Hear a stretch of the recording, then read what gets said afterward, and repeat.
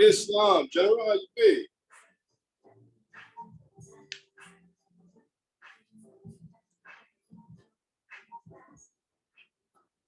Can you hear me, grand man?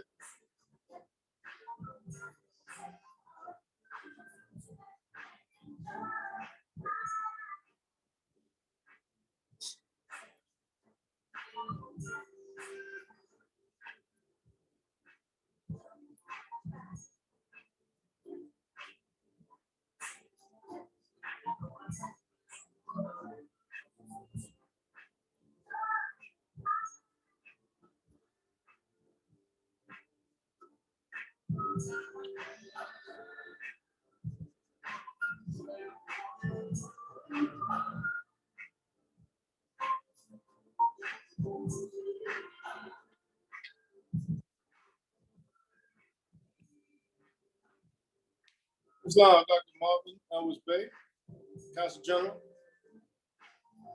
Texas Territory, Islam.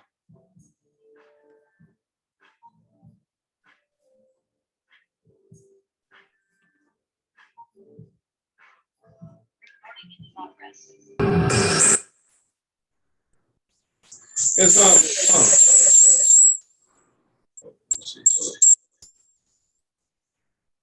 Hello. Hello.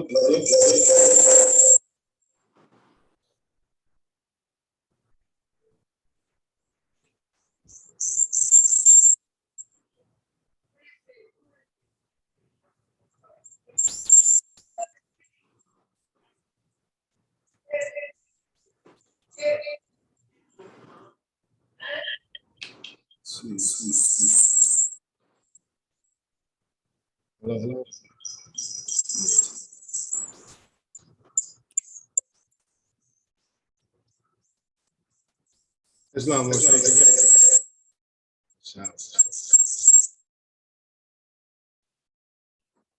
Islam, can you hear me, Morris Ken?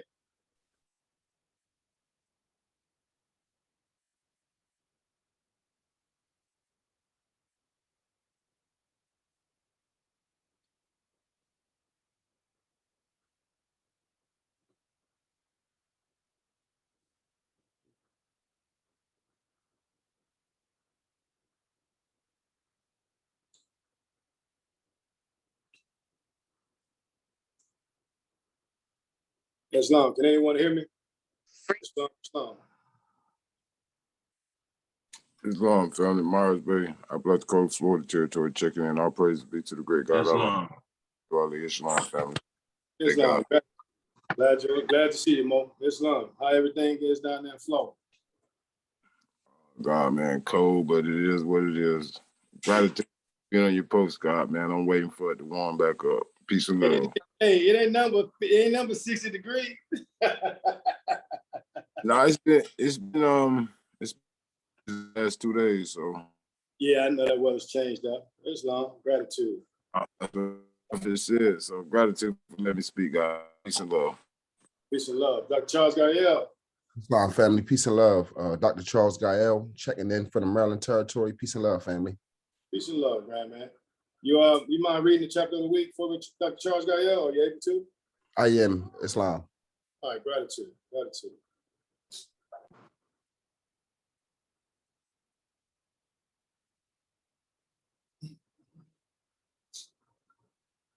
We have 2 minutes before we start, family.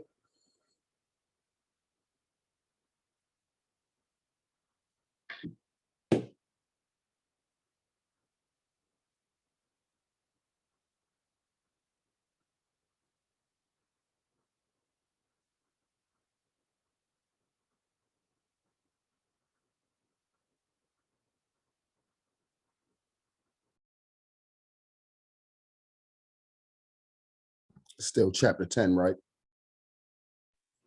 Islam. Islam.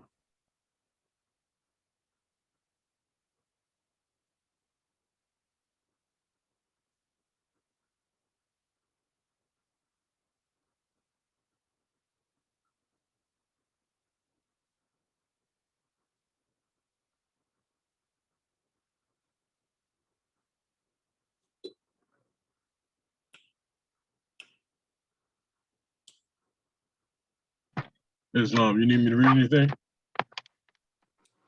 Yes, Dr. Bati Bey. Yes, indeed. Islam. I'm not gonna stop from work. You know, I tell you what, I'll do the Egyptian Adeptus Moorish prayer, and you can bring about the divine constitution of Moorish America. Islam. Islam. Islam, gratitude. Islam. Well, one more minute. We got Swift Angel number 4 checking in.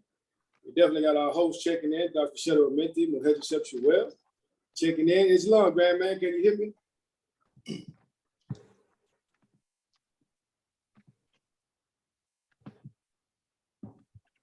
Dr. Shedo Amenti, can you hear me?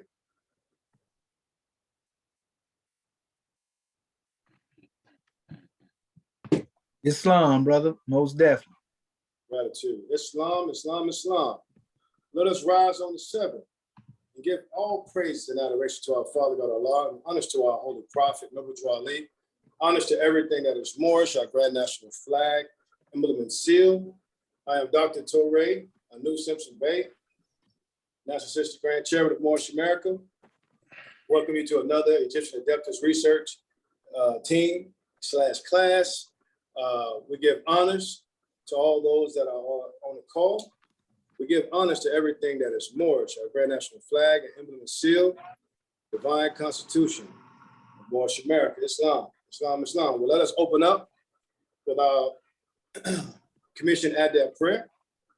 And as I open up the way, Moorish King, I ask that you would open up your hearts and minds for another divine time as we act with the holy covenant of the Asiatic nation, Islam. Ya Allah abnu haru makunataru. Ya Allah abhet haru. Ya Allah ma'at haru. Ya Allah hotep haru. Ya Allah haru. Ya Allah ma'at harukuti. Ya Allah ujet bejuti. Ya Allah per im sutek per im haru. Ya Allah bamaduti. Al-Hajj said for Abtu Ali.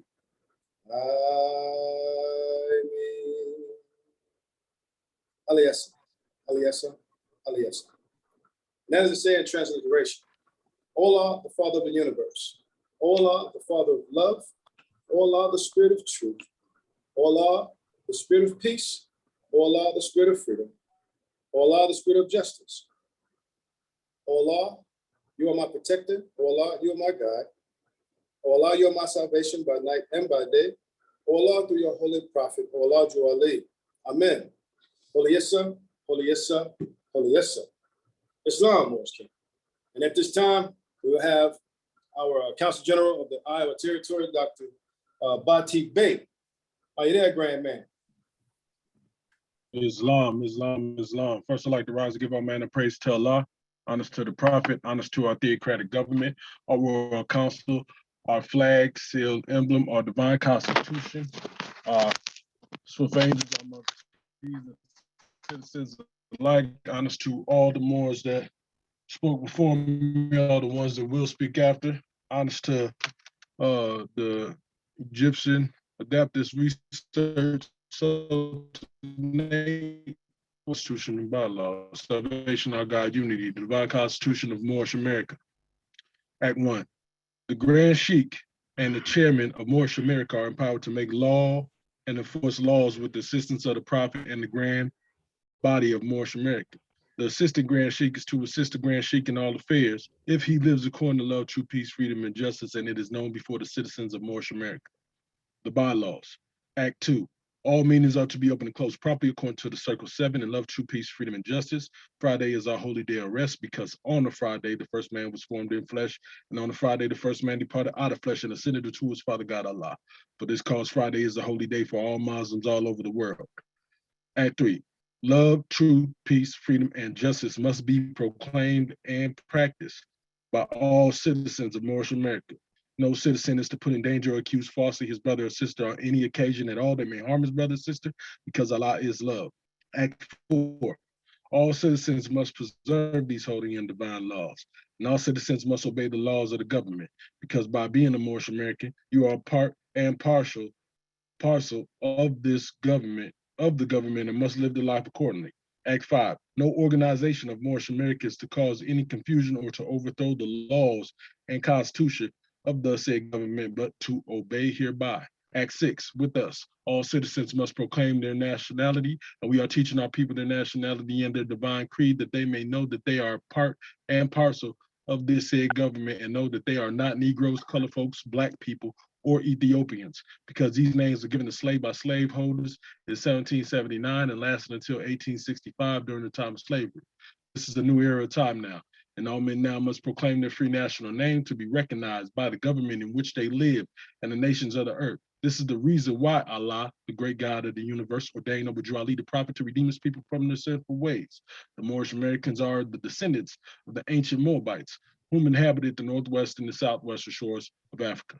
Act 7, all citizens must promptly attend their meetings and become a part and a partial of all uplifting acts of Moorish America. Moorish Americans must pay their dues and keep in line with all necessities of Moorish America, and then you are entitled to the name of faithful. Husband, you must support your wife and children. Wife, you must obey your husband and take care of your children and look after the duties of your household. Sons and daughters must obey father and mother and be industrious and become a part of the uplifting of fallen humanity. All Moorish Americans must keep their hearts and minds pure with love and their bodies clean with water.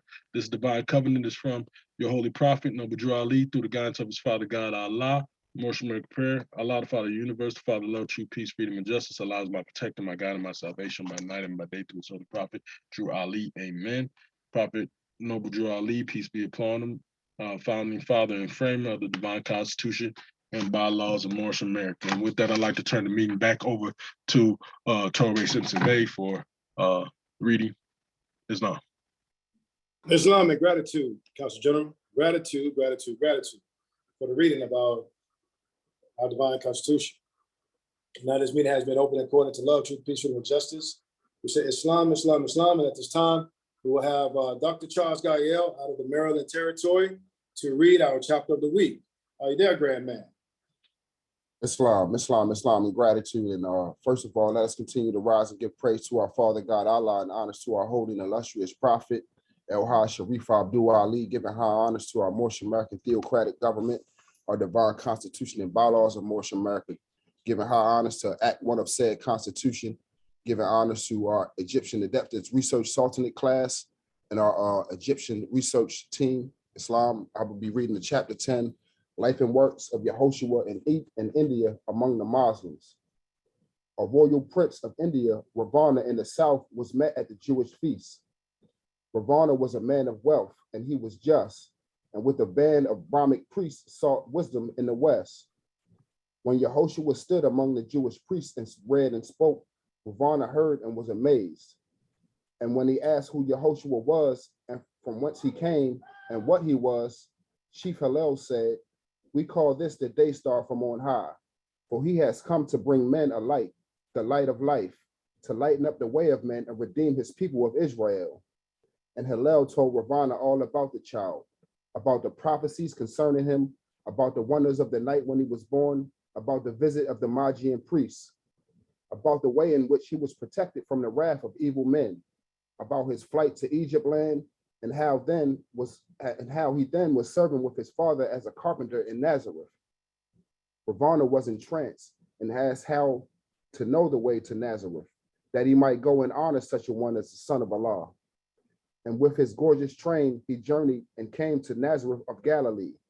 He found the object of his search engaged in building the dwellings for the sons of men.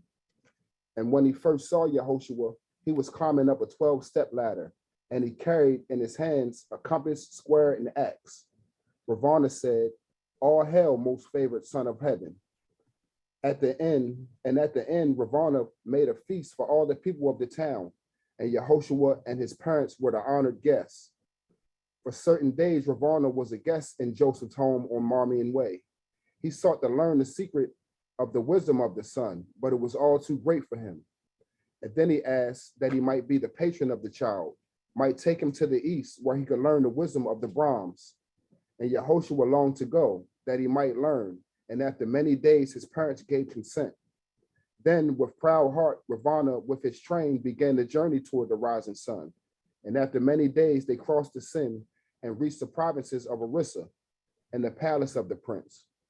The Brahmic priests were glad to welcome home the prince with favor. They received the Jewish boy. And Yehoshua was accepted as a pupil in the temple of Jarganoth, and here he learned the Vedas and the Manic law. The Brahmic masters wondered at the clear conceptions of the child and often were amazed when he explained to them the meaning of the law. Islam, Islam, Islam. Gratitude, Dr. Charles Gabriel. Gratitude. Islam. At this time, this one has been open.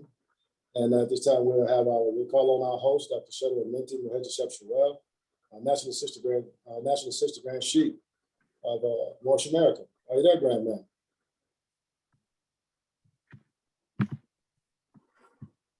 Higgley tapping. I know you're there.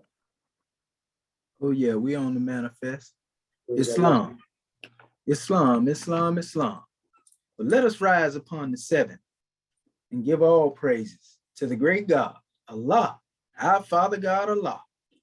And honors to his holy prophet, honors to our holy prophet, Noble Drew Ali, El Hajj, Sharif Abdul Ali, that is.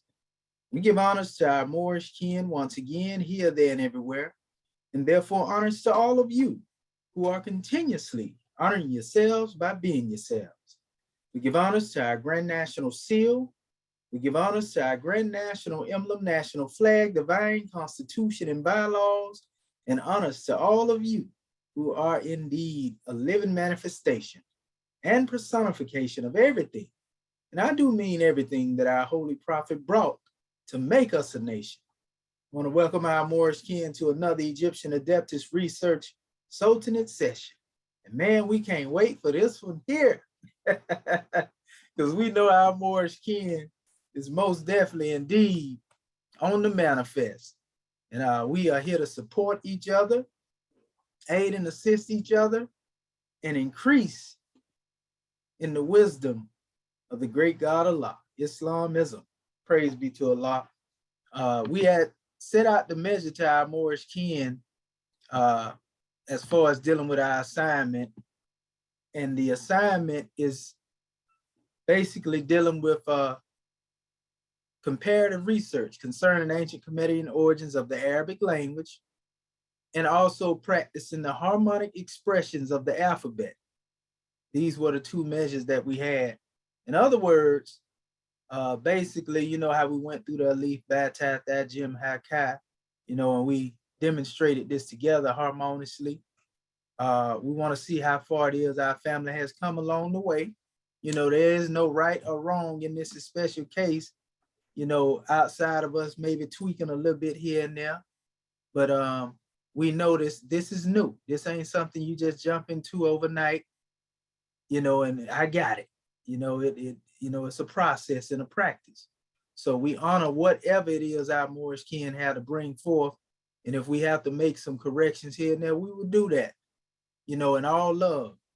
And also when it come down to dealing with the comparative measures, we sent out to our family a whole demotic PDF. And I know our Moorish kin was like, what in the world? You definitely could see you can see that, oh man, these Arabs done come in here and just henpicked, and remix certain things. So what we are doing, this is an expose, so to speak, of showing that these Arabs had taken the language that they call Arabic from our ancestors. And they did it alphabet by alphabet, added a few marks here and there. And the marks that they added on the top and the bottom also come from the same script. Right there in the Demotic, it's all hidden in plain sight. You see, so now we know that most of the works that were translated, from the Kemetic papyri, were translated from either Demotic, Hieratic, or what they like to call Coptic. And we've seen a little Coptic also in this Demotic document, which is the Leiden, some Leiden papyri. You hear see our brother Mustafa Gadala referring to the Leiden papyri in his book. So this is a chance we had to begin to look at it, and eventually, we'll go into some decipherment of these things. But right now we are showing you that what was known basically as the original language of the Grand Quran, so to speak, Mudar, is basically none other than the Demotic language. You see, And not only that, you can see the evolution, because you got different scripts, you know, that was in that particular language that they evolved, you know, into what they call Arab. You know, you got the Nakash, you got Kufic, you got a whole bunch of them.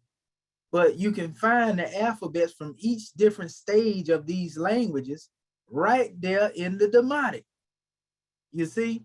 And once we understand the evolution of languages, you know, and alphabets and letters, we see it's nothing more really than maybe turning a letter a little cat a corner, turning it upside down, you know what I mean? Reversing the letter, but nevertheless, it's still the actual letter. So what they did, like I said, they handpicked letters and they created their alphabet from that. And that's normal. You know, that's normal because that's how most languages evolve. In the West Coast of Africa, they got people right now that have created more languages than a little bit. I'm talking about in this modern time. And their languages have spread, you know, in that particular area. You know, and so we are prepping ourselves, you know, to get ready to, again, bring forth our own Moorish language, you know, mashallah, very soon. But we have to know the evolution of languages, the history of languages, and nobody has been taught this how we are getting it here, because they have always got it from the European perspective, you know, from a European concept, and they took that and ran with it, which is most of those who claiming that they are Kemetic scientists are doing right now. They say that they're demonstrating Kemet. You know, they criticize every other book outside of what is considered Kemetic, but yet they are using the European measure to validate what they demonstrate. The only reason we showing you E. Wallace Budge is to show you the culprit who remixed. We're not showing you that in order for that to be per se a support of what it is we demonstrate. We also showing you that he wasn't even the one that translated what was translated. It was other people, the natives, that translated for him, and he took the credit for that.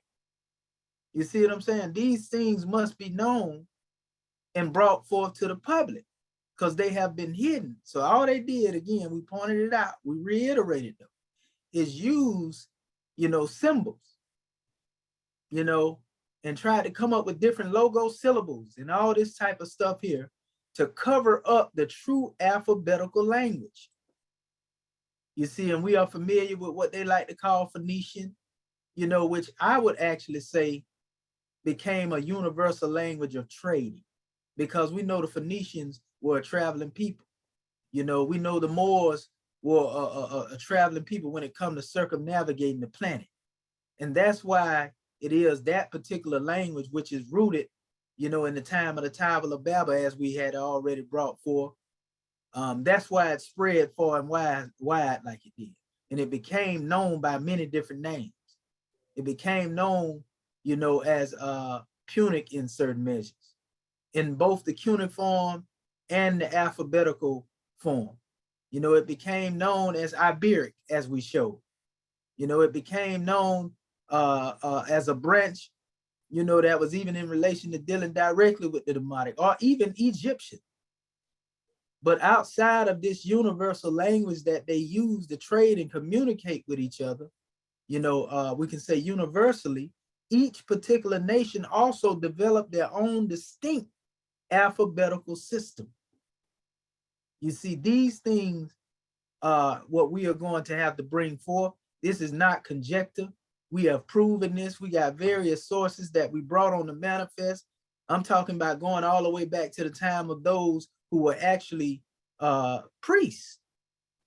You see, being initiated, telling you this is the way that they was demonstrating prior to E. Wallace Budge and anybody else. You know, so the thing is, just like it's hard for our people to accept that they ain't NBC, and they accepted all other misnomers that anybody else had cared to bestow upon them, you know, it's gonna be a little task when it comes to convincing our people that they ain't been bamboozled with this language. But that's neither here nor there. You know, nothing is lost. And that's why we are here. The pen is now in our hand, and our holy prophet told us when we get it in our hand, what to do with it. So at this particular time, since we there, Well, we're gonna see what our Moorish kin, is getting ready to do with the pen. And like I say, along the way, we just want to see what it is our Moorish kin were able to bring forth. And all this is, Moors, when you went through this and made this comparative measure, which I know some Moors did some grand drawing, because I'll be aiding and assisting along the way. You are training the eye to basically be able to identify foreign characters at this time. They foreign to us because we ain't seen them in a long time. But in all actuality, they're really not foreign to us. We just ain't seen them in a minute. So we just want to give honor to our Moorish kid. And at this time, what we want to do, we want to open up the floor for those who have already brought forth, their special thesis. We'll put it that way. Are they measured?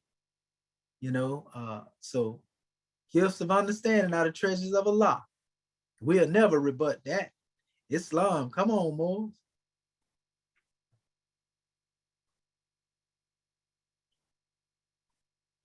Islam. All right, Islam, grand man. Islam. Batibe. Islam. Praise now is already given. Now, I might have misunderstood the assignment because I thought we were supposed to go through and look at the lettering and then bring the alphabet from those scripts that you put up on there. That's right. That's okay. Yeah, okay. That's what we were saying. I was just giving a foundational layout. That's why I gave it back to you in the beginning when I say comparative. Yeah. Yeah, that's the same thing. You on point. Islam. Okay. So I'm gonna go with let me get just 1 second to pull this and then I'm gonna share my screen. Try to get this. Take your time. Okay.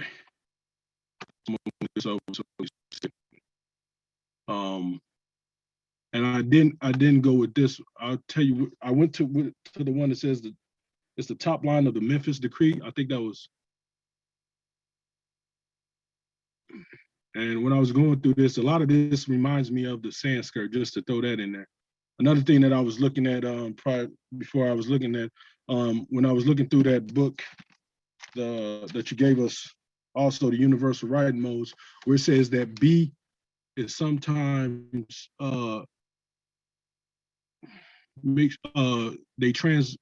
sometimes used as an M. So we look at the Berber, there might be mir, which means beloved of beloveds too. So that's just some extra notes I was just going over in my head to find this. Great.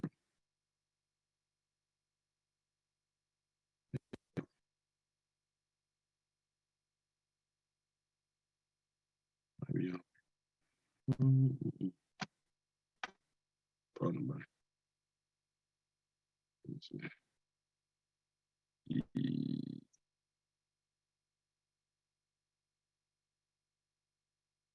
Okay. So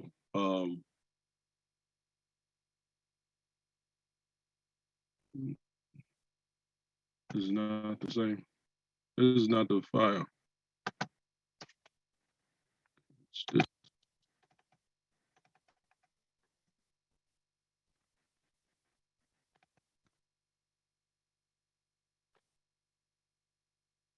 Excuse me, Moors.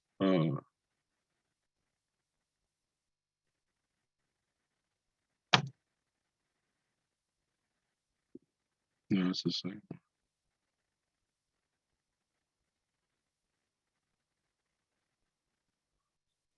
This is.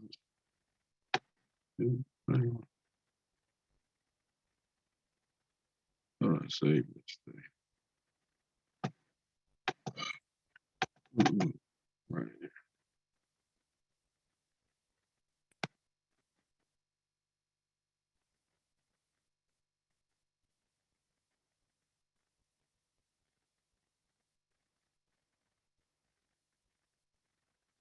Here we go. It's not. I would do. This is the end.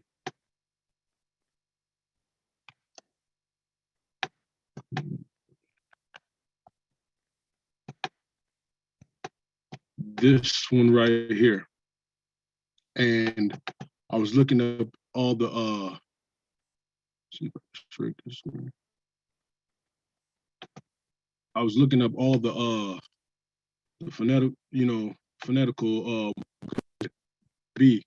And when I started right here, and I went to, I believe it was right here, because it started to get complex for me.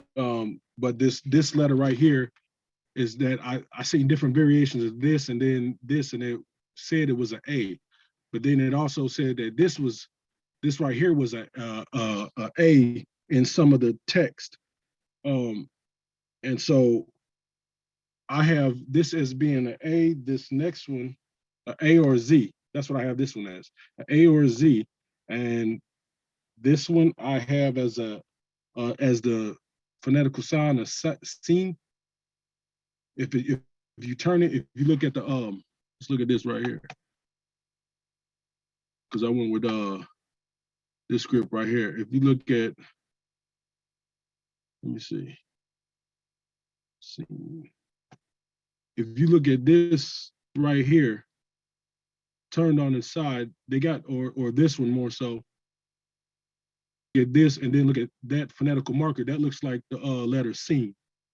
The reason why I say this was, I believe I said it was a Z, I have S, a A or a Z, is the, no, that's not the, there were so many different scripts to choose from, so I don't think that it was Z. It was, it might have been Ra or, Ra or Ah, that's what I have. Yeah, I have A. I have A, but then I wrote down Z down there because I think I was looking at a different alphabet structure. And then on this next one right here, this character was, when I was looking at this, it either I have as a B. The reason why I say the B, because if you turn this upside down, that could be switched there. But then looking at some of these other ones, or if you look at this one right here, and they just turn that kind of may have added to it or turned it upside down, so that could have been a B. And I was actually trying to spell out see if I could find a word that equated to that, or you could even say, if it was a mixed, that it could have been something similar to this, or the pronunciation. And I know that when you see the dots or the dots or these little other characters above it, that means it's a more long drawn out sound. So if it's a vowel usage, it might be like or if you're talking about, like you said in the last class with the R, it might be a r, or rolled like that. The next one I had was this. Let me see if I can pull this back up. There you go. This one, which was, I have A, Z, or L, and I was just going through some of the other scripts I was going through was down here. It was going down here, and some of the scripts bouncing off that screen that you see in the left-hand corner, or might be your right-hand corner, but I was going off that too. They all what they came out to, and I found A, Z, or L in that. And let's see what we got. The reason why I say A, Z, or L, because you got this, and there's just different variations going all the way across the board. Pronounce that ah, and then this alphabet. This one I have as a L or a T. I don't know why I kept coming up with L and T, but or L. But if you're looking at the T, the reason why I say this T, because if you look at this one right here, it doesn't have that loop right there, but it still could be brought about in that fashion. Or if you look at any one of these, the Fa, gain but that's more, you're looking at more of a straight line coming up off of this one than anything. So that's why I kind of said that it was probably the this T, or pronounced Ta. And then go here. This one, which looks like a backwards 4, I had that as, let me scroll down to this. And I don't think it was in this text, but I have a W because that's what I looked at one of the other texts. I found W in a ein. And I say ein, I say you straighten this part up here. You straighten that up, have a straight four, you know, kind of like a backwards four. It kind of looks like an ein. But again, he has the text in this that shows the like here, right here. But this is numeric. This is the numeric value of it, because each one has a numeric value. The letters we know also have a numeric value, as they try to say in the English language. But where's the letter at? Okay, here we go. This is one of the ones I used to translate it. But where is that backwards for it? You see, it also has this as being a back, kind of like a backwards. You know, that was not the best one.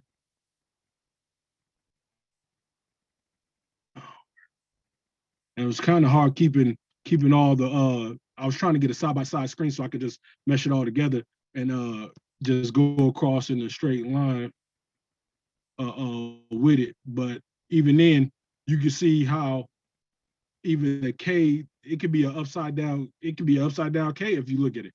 They just turned it on, as you know, as you said, they're just turning it. So let me go back up to let me see if I can get this.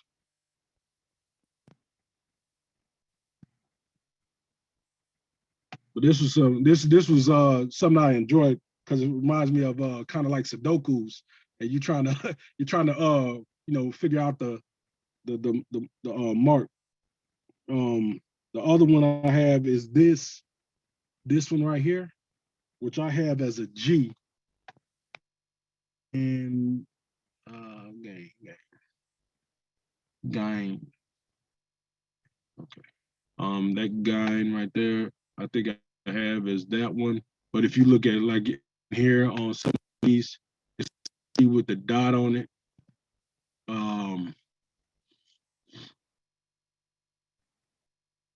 See it's right there.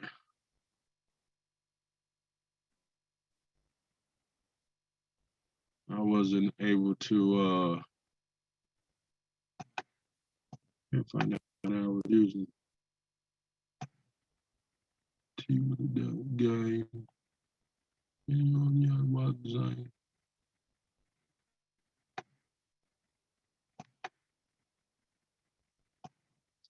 Oh yeah, this is why I say that's the G. That was the G, because that T with the dot right there, or more so this one right here underneath the Nashki, the modern, or they say they got it under the bracket of Arabic. So that's why I said that was a G. Then I believe, yeah, that's about where I stopped at, because I this was the one I was having a hard time finding right here, and then you just see this one duplicated again, which could either represent a W or R or the letter I right there. So also I'll go over the article, this one, the pronunciation as we went into. That's all right with y'all. So Alif ba ta tha jim ha ka da dal ra za sin shin sad dad ta za ein gain fa kaf quaf kaf lam mim nun na nun wa nun ha wa. Yeah, that's what I got. That's that. Islam. I leave as I come in peace.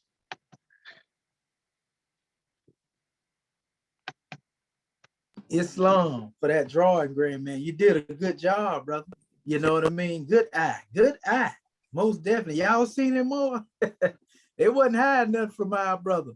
And share your screen one time again, brother Bati Bay. And we give honors to you too. And I apologize because I made a mistake and cut the ya off at the end. So it's wall ya. I cropped it out. I know some of our Moorish kin probably Okay. picked up on that though. Yeah. Yeah, I just wanted to show you some. Pull that demotic chart back up that you were showing when you first started out. You talking about the one? Yeah, the demotic chart that you first started out with. Oh, this one. Yeah, This is the chart I used chart. first. Yeah, and you see that very first top line. You know, you can go back to where you was. Yeah, you're gonna probably have to close that out. Okay. Yeah, because it's gonna keep probably jumping up there. Yeah, yeah. Okay, yeah, you see that top line? That was a grand comparison right there, brother.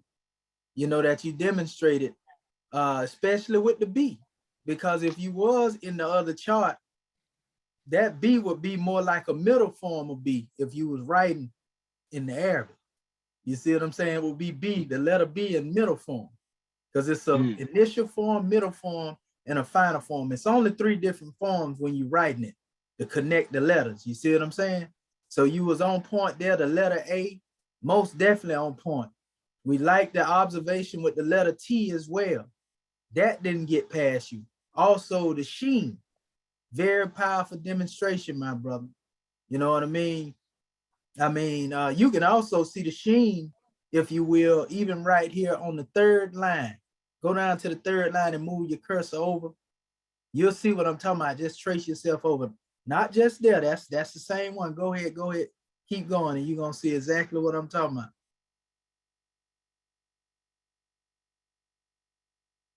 Keep going a little bit more. That's more like Ra there. That's the letter R. See that? See. Go back to that letter you was on. No, the one I just said was Ra. No, the other way. To your left. Yeah, there you go. And keep going. Keep going. There you go, right there. You see it? You know what I mean? That's most definitely in that same range. You see? And man, a lot of this, if you and we're gonna pull this up in a minute, you know, in a chart, we're gonna demonstrate it, you know, but we don't want to do that until our Moorish kin give their drawings. You know, we want to let them give their measure. And man, it's you got the letter K all of it, they just all up in there. You know, I can see it now. Note this would be Arabic without the vowels, though. You see what I'm saying? Without the Khosra, without the Fatah, and without the Dhamma. You know, but yet also in these scripts, you're gonna find that you can find the Khosra, the Fatah, and the Dhamma, because the Khosra and the Fatah in all actuality, they both the same. You just putting one above and one beneath. That's why when you said the one that first on the top line, yeah, that right there is like a letter A. You know, if it was used as a vowel, that would be, you know, the the Fatah. You see? And so when you get into those aspects, you know, you just can't, it's right there. They can't hide it from us. We see it. It's just all over the place. So when you hear the term Mudar, and they say the language Mudar has become lost, no, it has not. You know, Mudar is nothing more than the Demotic language. And if you pull up, you know, some Mudaric Arabic and look at the Demotic, you're going to say, yeah, that's exactly what it is, which we actually have one in the text. Scroll down a little bit. You was going there a few minutes ago. Keep going. Okay, scroll back up. Okay, there you go, right there. Now, when you look at this, no, not that one. And that one's good too, but this one more detailed. Right here. Yeah, when you and move it, slide it to the center it a little bit so they can see the fullness of the text. And just take it up a little bit so they can see that last line. There you go. But like when you look at that right there, you can see that this is exactly where the Arabs got their style of calligraphy and their writing from. If you didn't know no better and somebody said, well, what is that right there? You would know that Man, that's Arabic right there. Only difference is without the vowels. Now think about if you were to put Fatahs, Khosras, and Dhammas there, you wouldn't even be able to tell the difference. So this is an Arabic lesson that the Arabs, this is one of them lessons we're gonna have to get to set them straight in the East. I'm gonna put it that way. You know what I mean? This has never been brought before to the public, showing the actual language, because they'll tell you that it's lost, that it's unknown. Now, this could be as a result of some who didn't really want the truth to be known, or this could be just part of the measure that they never received it that way, or it could have been just their pride. You know, I had one Arab cuss me out last night on social media because I showed a picture, and the brother, the rapper Ludacris, went to Morocco and they gave him a sash just like the prophets, just like it. So we know the prophet sash originated in the East, and that's proof that he went to the East, because these one, it's actually a sheikh put it on him. He took it off himself and put it on him. So I put it side by side, and he was like, leave Morocco alone, or leave my people alone, you ad hominem slaves. I say, see, that's what I'm talking about right there. And that's just why y'all still catching hellacious conditions that you're going through.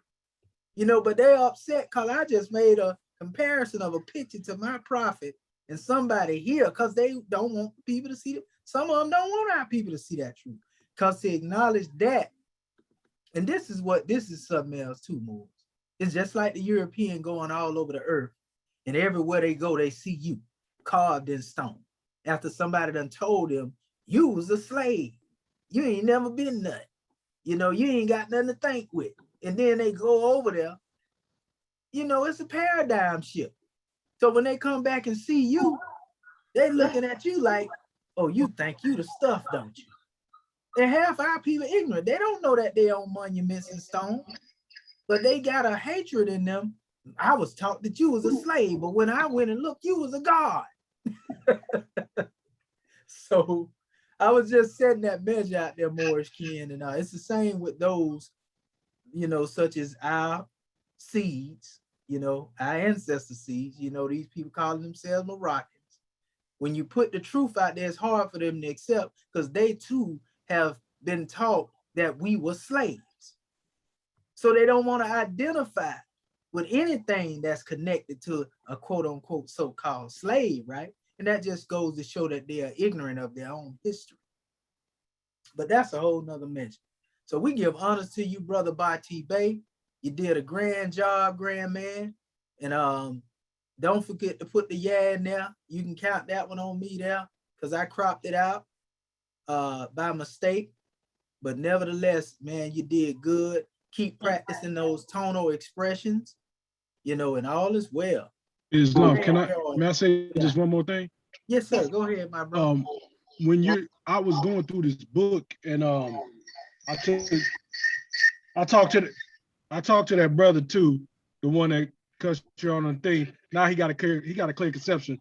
When I told him about his history, I said, you forgot whose blood flowed through your veins. Oh, so I ended up talking to him, going back and forth with him in the text. So he kind of got a better understanding to talk about our flag is, he said, you got an ugly flag. I said, man, that's the bloodline of our people. I said, when we ruled from 711, 1492. And he was like, he said we got an ugly flag. Well, what about him that came from it? How you gonna be Moroccan and hate the 5-pointed open green star? That's why we telling you, they don't know what they doing. See, I ain't see all this here, more. I ain't gratitude, Brother Bati Bey. You always on the manifest, brother. You a real mufti. That brother, they'll be on the. I didn't even see that. I just know a stranger. It was in a private text. Go ahead, Greg. But I wanted to show. I got this thing that was out of this book called the Hebrew Group, and it said that it says in it that the Hebrew language, the so-called Hebrew language, is the same as the Moabite language. They said all the Amorites, the Hittites, they all had the same markers. So when people are saying that these are different people, how you be different people and speak the same language? got the same alphabet. And with that, I leave as I come in peace. Yes, sir. And that's the problem that most of them fail to realize. The only true history, because you got people running around saying now, you know, this is thing, they getting on them Hebrews out there. Like especially on Matheno'S TV, man. I don't know what they did, but you know, everybody talking about how it's something that he brewed up. They're like, you can't find no Hebrew history outside of the Torah. And you know, only thing that you'll find is the Moabite stele, or the Moabite, because that's who they were. They choosing to call themselves Hebrew. Now, the word Hebrew exists in the language, and it simply means one who crosses over from one region into another. Ain't got nothing to do with a nation of people. It's an action. So metaphysically, we can say, okay, one who crossed over from darkness into light. One is crossed over from the lower self into the higher self. But it simply means to cross over. It ain't got nothing to do with a nation of people. The word dealing with the nation is Yashrala, or what they say Israel or Israelite. You see what I'm saying? So it's like an oxymoron when you're saying you're a Hebrew Israelite. That's like us saying we more Moors. It don't make no sense. Ain't no need to add the other more. We Moors. You see? And so that's what it is. That's it. So outside of that biblical record, the only history you find attached to that people will be found under the Moabite nation. And if they understood that, it'll make it easy. It'll be a bridge for them to come right into their Moorish, you know, ancestry. You know, because when you look up that language that you were talking about, yeah, they call it Proto-Moabite. They also call it Proto-Canaanite, because that's another name that they will be known as. I got a Kemetic measure I'm gonna bring forth that show you how all the four sons, you know, from a Kemetic perspective and comparative, you know, along with the script and how it changed in certain measures. We're gonna get into that because we got a chart we demonstrate, and a lot of people like to say Ham didn't exist.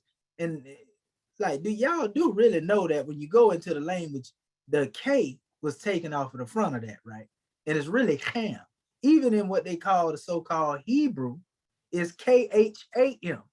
So it's the European or the Jewish scholar who chose to translate it without the C or the K at the front of it.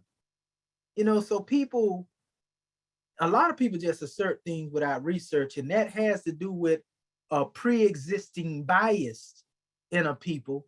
And so they don't care what it really say because they're already against it. You see, so yeah, if you're going to historically find those people known as Israelites outside of the biblical text, historically, you're going to find them on the Canaanite and Moabite, period. And if they know that, they'll come home to their Moorish American government. That show you Prophet Noble Drew Ali was the truth. You see, Islam. All right. Any other Moors that would like to come forth? We know we done stirred up the ethers now. There we go. Our Grand National is the Secretary of the State. Islamism goddess. Islam, Islam, Islam. First of all, I want to rise, giving all praises to our Father God Allah, giving honor to our Prophet Noble Drew Ali, giving honor to our class this morning, to our Georgia consulate for providing the forum, and to all of my Moorish kin online. This has been a grand assignment. Well, let me share my screen.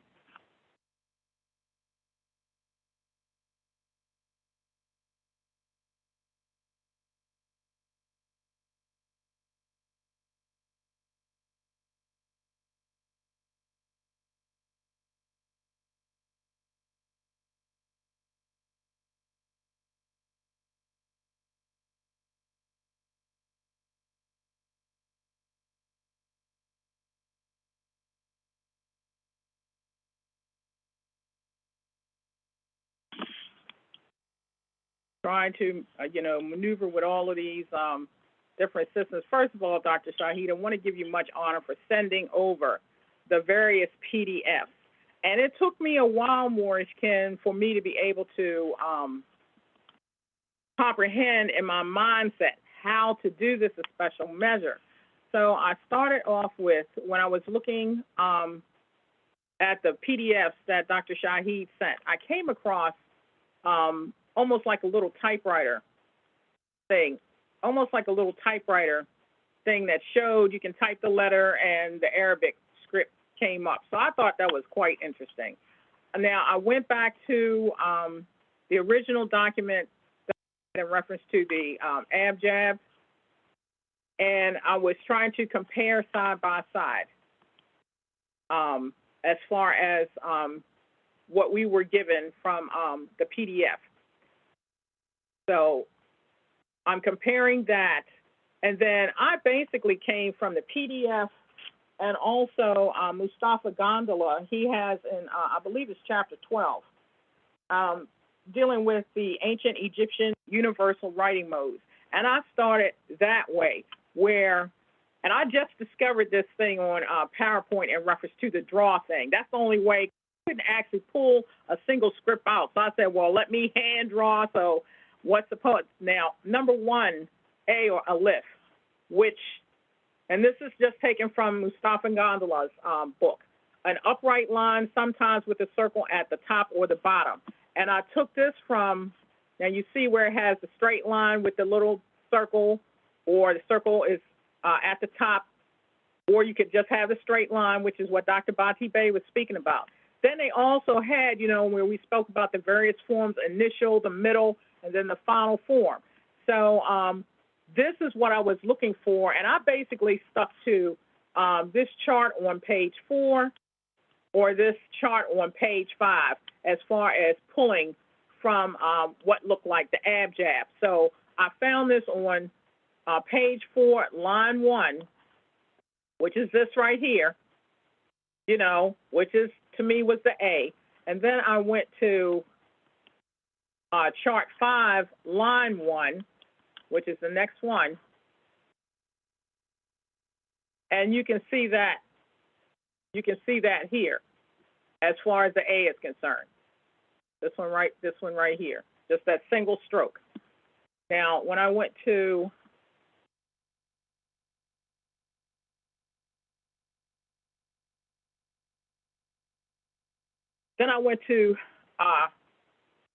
byte, 3 sides of a square, rounded, or what looked like a 6.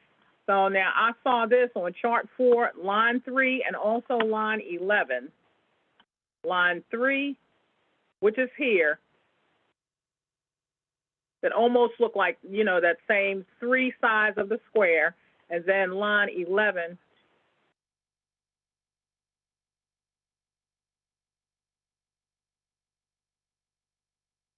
Hold on, let me get it.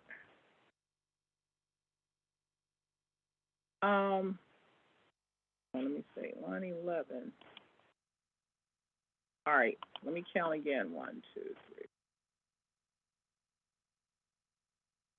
3. Okay, I must have taken this as 3 sides of the square, okay? And then I also saw that on chart 5, the 10th line from the bottom.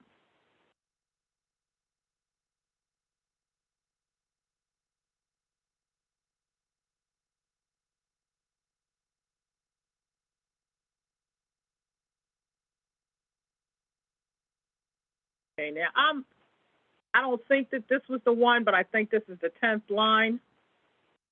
I also saw that as far as parallel, but I, let's see, 1, 2.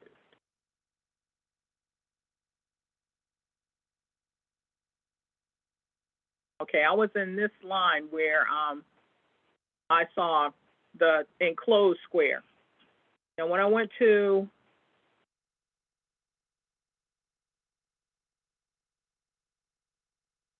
Jim, 2 sides of a pyramid or the C shape, I saw that on chart 4, line 4 and line 8.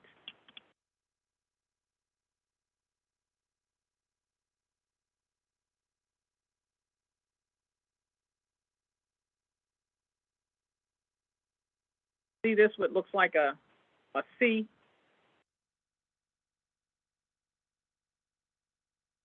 And also here, looks like a C, even though they have the marks at the top. And then I went to the twin squares, which where you see if you take off this bottom line, you come up with the E, or if you take off the tops, you can see where the H comes from. And then they had it, now this is what they call the square form, and then they have the circle form with a line through the diameter. So you see, this is how that evolved here, the rounded shape. So Mustafa Gondola says the square shape and then the rounded shape, which could possibly be used as cursive. And I saw that on chart 4, line 3, as far as the circle is concerned, right here. I'll tell you, and this was a lot, it was very tedious, but it made sense. But it took me time to kind of figure out how I'm going to present this. So then I said, I went to the square and the round form again. You know, this is not the right parallel, but you can get the gist of it. This is the square with the line down the middle, the same with the circle, line down the middle. And then you see how when you remove that, this is the form of the W. I saw that on chart 5, line 3, right here.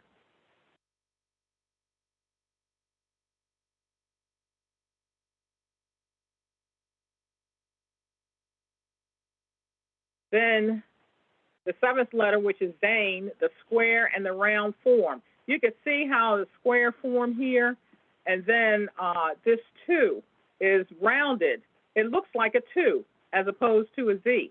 Now, I saw that on chart 4, the top line backwards, right here. And also this. I'm like, okay. Then I went to the H, hets, no distinction between the squared or the round form. So it almost looks like an L. You can see it's still kind of like a piece of a square. I found that one on chart 5, line 1.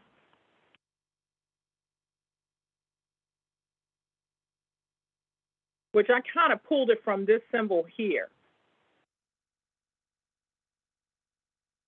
When I went to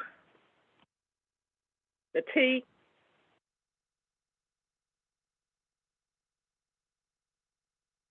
chart 4, line circle 3, I think I did that. The Y, yod, is a square form of 2 parallel lines or form, which in essence is rounding the square. Now that had various initial, middle forms, etc. So it started out looking like a square with one side missing. Then it looked like the Y that we see. And then it had kind of like the long lines. And then you see where it just developed the round of that square. So I saw that on chart 4, line 4.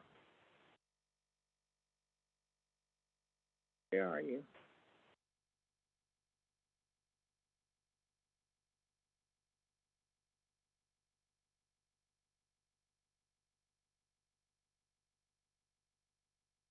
Okay, let's see.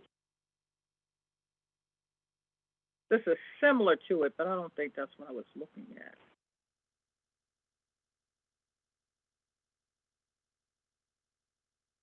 That's similar to it.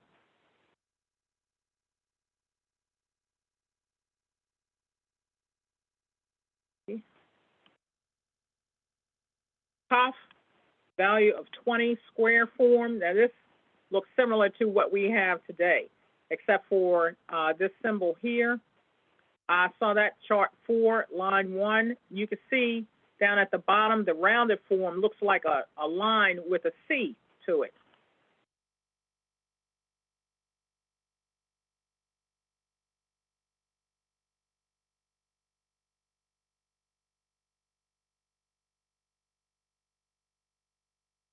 This one right here.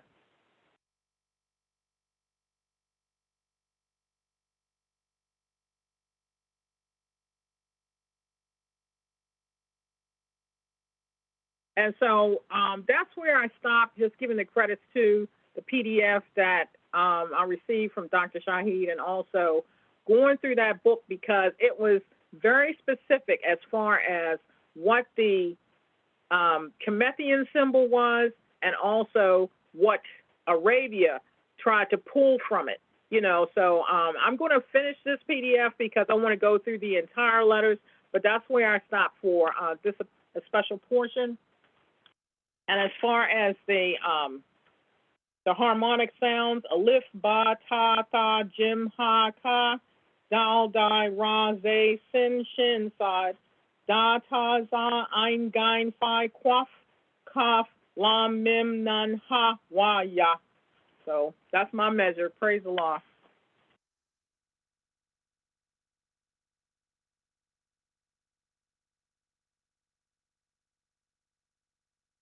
Powerful drawing. You got me over here digging Grand National Secretary of the State, because that was a powerful measure there.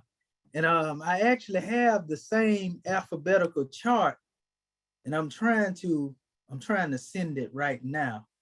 I actually just pulled it up to show you that was on point. But see, now we know who's gonna teach us how to write, y'all.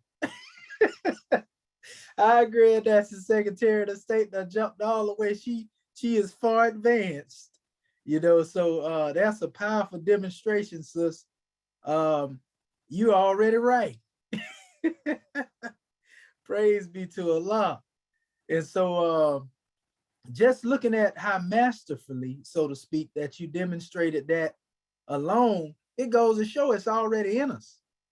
You know what I mean? It ain't something that's so far-fetched as we may have thought. And as we become more familiar with this, it also will basically make us sharper, because what it's doing is giving us the measure that takes us beyond just philosophizing, because we actually see what we talking about. This ain't nothing we guessing upon. We can see exactly what we saying. This ain't something we just made up. This was something that we were able to come into a grand insight of, as far as dealing with having a keen eye, to be able to see the truth.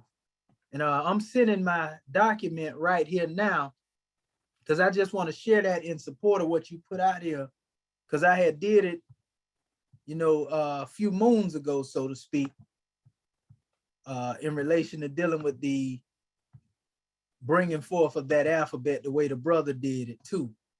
And so I just want to show you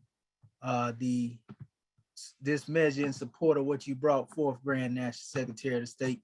I was trying to scan this demonstration and send it, but my scanner wasn't working. If I tried to print something right now, it'll come up. Praise be to Allah, but we have it right here. So I'm gonna share my screen. I just took a little picture of it real quick. And there we go, right there. This is exactly what I did. As I went through there, I basically went alphabet by alphabet, just as you did. And I chose the cursive form. I didn't go into the square, but I chose the cursive form so you can see those same letters that you mentioned. Instead of dealing with the 1-9-8, I went with those. Everything that was curving, basically, I chose those forms to go with the alphabet here. So, I mean, let me blow this up a little bit too. Expand it a little bit, because I actually had all of them in here.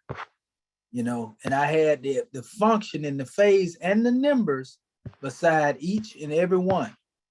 And if we don't know it, if you go into the dictionary of the Quran, you will notice that the numerical value here and there is exactly the same.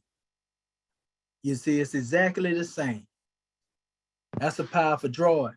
Also, for those who don't know, since we may be speaking of it now, let me see. I want to show you this too, because many of our people may not have known about this. Let me see.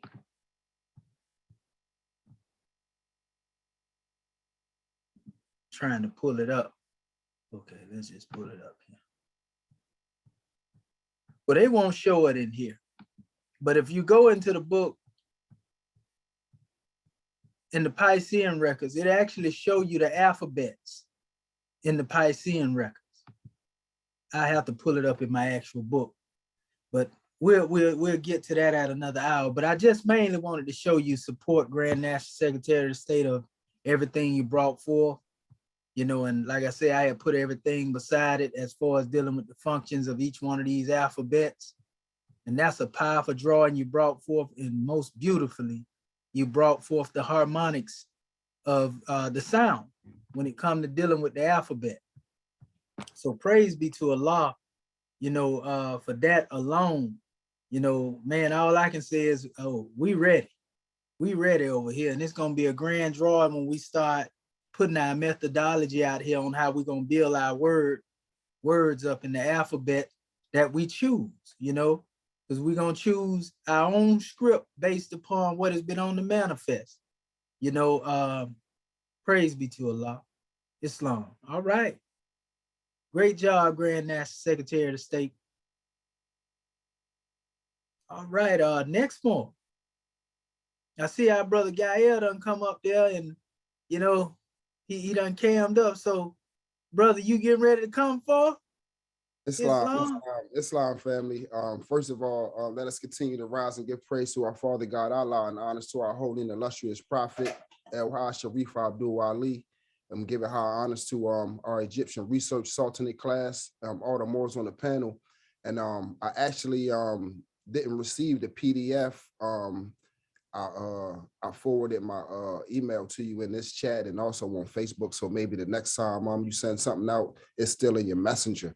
But what I did do is I came across a couple books, and I'm gonna go ahead and share my screen.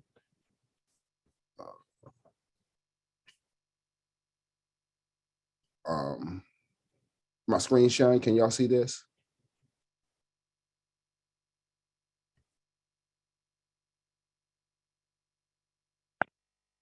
Yes. Islam. Okay, all right. So what I did was the book, I definitely understood the lesson, and as you can see on the side over here, I have the Arabic letters, and it showing the forms, and it acts also helping with the pronunciation going through, as it has you know, as you showed us the phonetics of the sounds and the letters. But as you can see on this side, we have a hieratic script, and it's interesting how, you know, they showing it going from the glyph, you know, or from the script to the glyph, you know what I mean? And it's showing that in a couple different measures, but the one I actually had a better chance of, you know, corresponding the letters with is actually this one showing a demotic script, and also this one showing a hieratic script, which, you know, is some similarities still between the two of them. And one of the easiest letters that I can identify was the Ra, which looks like a comma. So that's kind of easy to identify. And I also, you know, in the reading, it was stating that the ba, the ta, and the tha, they look similar. And the only thing is, when you're using the accents or the dots, is the placement of the dot. So, you know, that's kind of challenging when you're not dealing with the, you know, the accents or the dots. But you can still see the similarities and the correspondence between the letters. And the ta, I identified ta as this. It was, this looks very similar to this right here. This letter right here, even though it's not connecting, this looks very similar to this. And also the tha, you know, so it's a lot of, I mean, I wish I would have had, I mean, you know, getting the PDF in my hand, I'm pretty sure will help to correspond the letters more, because you had more graphs showing different forms of the languages over time. So, but also, you know, just to be brief, just to, but I did also come across, you know, I try to put it all in one, but side by side, I pulled them up separate. I did come across this right here, showing a lot of similarities as well with, you know, a lot of the characters being twisted around. And also another one of the letters that was kind of easy to identify was the ayin, but the ayin was kind of like backwards in a couple of these facing the other direction. Like here, you know, when it's connecting to a couple of different letters, you know, and this is, you know, just to come and support brother Bati Bey, the Moabite script. And this is a Moabite stele that I actually found in one of the books. It says a Moabite stone inscription of King Mesha. And also I found this, and I was trying to correspond the emerald tablet, you know, was kind of clear, just like how you showed up. Somebody basically contrasted, changed the contrast of the pictures to bring the figures out or whatever. But pretty much that's what I have. And as far as the phonetics, alif, ba, ta, tha, jim, ha, ka, dal, ra, ze, sin, shin, dat, sin, shin, sad, dad, ta, zad, ein, gain, fa, kaf, kain, lam, mim, nun, ha, wa, ya. Islam. Islam, man. Y'all see this brother here? This brother, he done come up here and he done showed y'all, goodness gracious.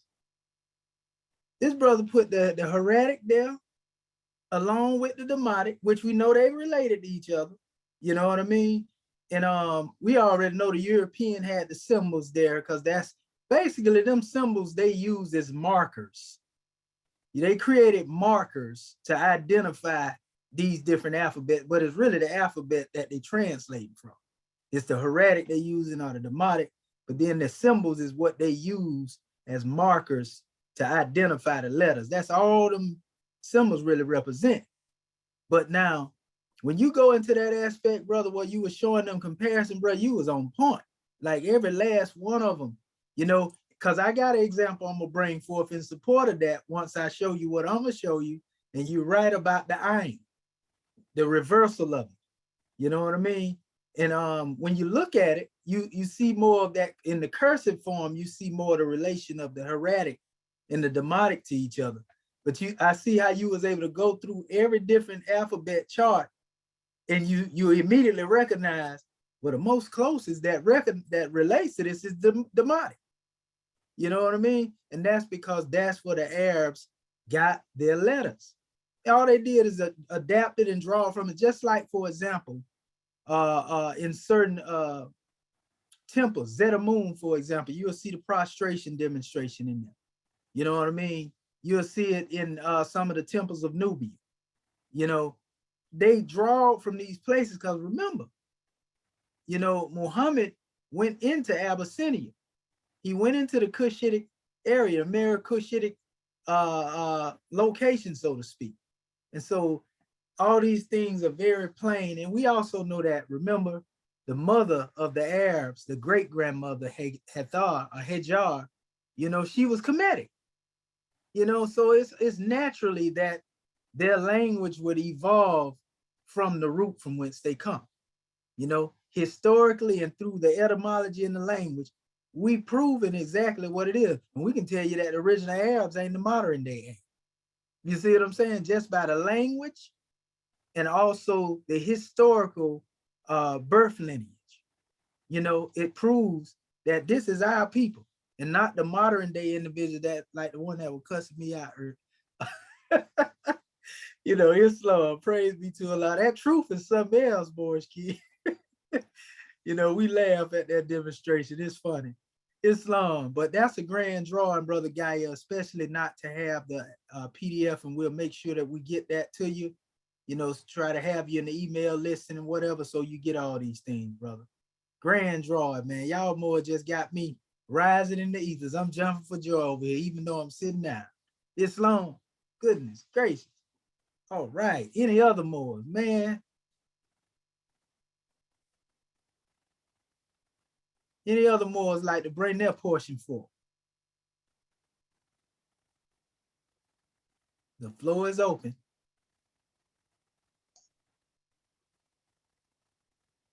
Islam.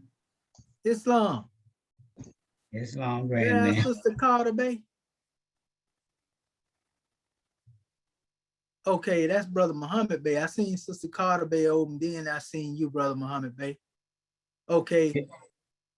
Islam, grand man. You're Dr. Gerald Habib Muhammad Bey. First, let me rise and praise the great God, Allah, who's best known in the range of all things, and give highest honors to our prophet. Prophet Noble Drew Ali, who is the last prophet of this new era in time. He is the seventh manifestation in divine flesh, the seventh angel, Al-Hajj Sharif Abdul Ali. Much honor, love, and respect to you, National Assistant Grand Sheikh, for taking us on this journey, this quest, as we all unfold. As the National Assistant Grand Secretary of State said, it has its degrees of challenge to it, but I'm not one to give up. So I give honors to our theocratic government and everything more, and all those that spoke before me and those that will speak after me. I still have not perfected the sharing of the screen. I'm working on that with the goddess and queen at this time. But what I did come up with, I got a few things that I wanted to read, right? As far as like historical aspects. And then National Assistant Grand Sheikh, I'm not able to pull it up, but one of the things that I got from you in an earlier date is a chart. It's called the Comparative Table of the Ancient Alphabet. And let me just read a few things here. And this is dealing with, when you talk about the comparative of the languages. And this is coming from the book, The Prehistoric Nations or Inquiries Concerning the Great Peoples and Civilizations of Antiquity from John Baldwin. And I'm sure I know most of the Moors are familiar with that. So just give me a second here and I'll get myself together here. The first part coming from dealing with the Arabic. Hold on. Okay. So it talks about the ancient Arabic language. And this is what he's saying. He says that in some respects, the most important discovery made in Arabia is that which brings to light the old language of the country and shows its affinity with that of Egypt, of Western Asia in the earliest times. In these studies, nothing is more reliable than the historical revelations of the science of language. They present facts which no romancing of tradition or mythology can obscure. It has been determined by scientific inquiry that the people who first established civilization in Western Asia used a language that has been called Kushite or Hamatite. So automatically we know when we're dealing with the Kushites and the Hamites, we understand that this is going all the way back to ancient Kemet. Automatically, we know that. So again, it says, amongst the ancient peoples who spoke this language, he classes the Southern Arabians as the early Canaanites. Praise be to Allah. See, now what I'm trying to show here, right, is just exactly what the class is all about.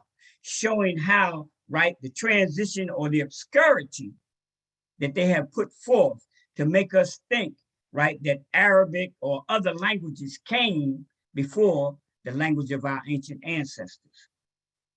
I'm gonna do one more and then I'm gonna go into this chart that I talked about, dealing with the Phoenicians. Now, the reason why I chose this, right, because this particular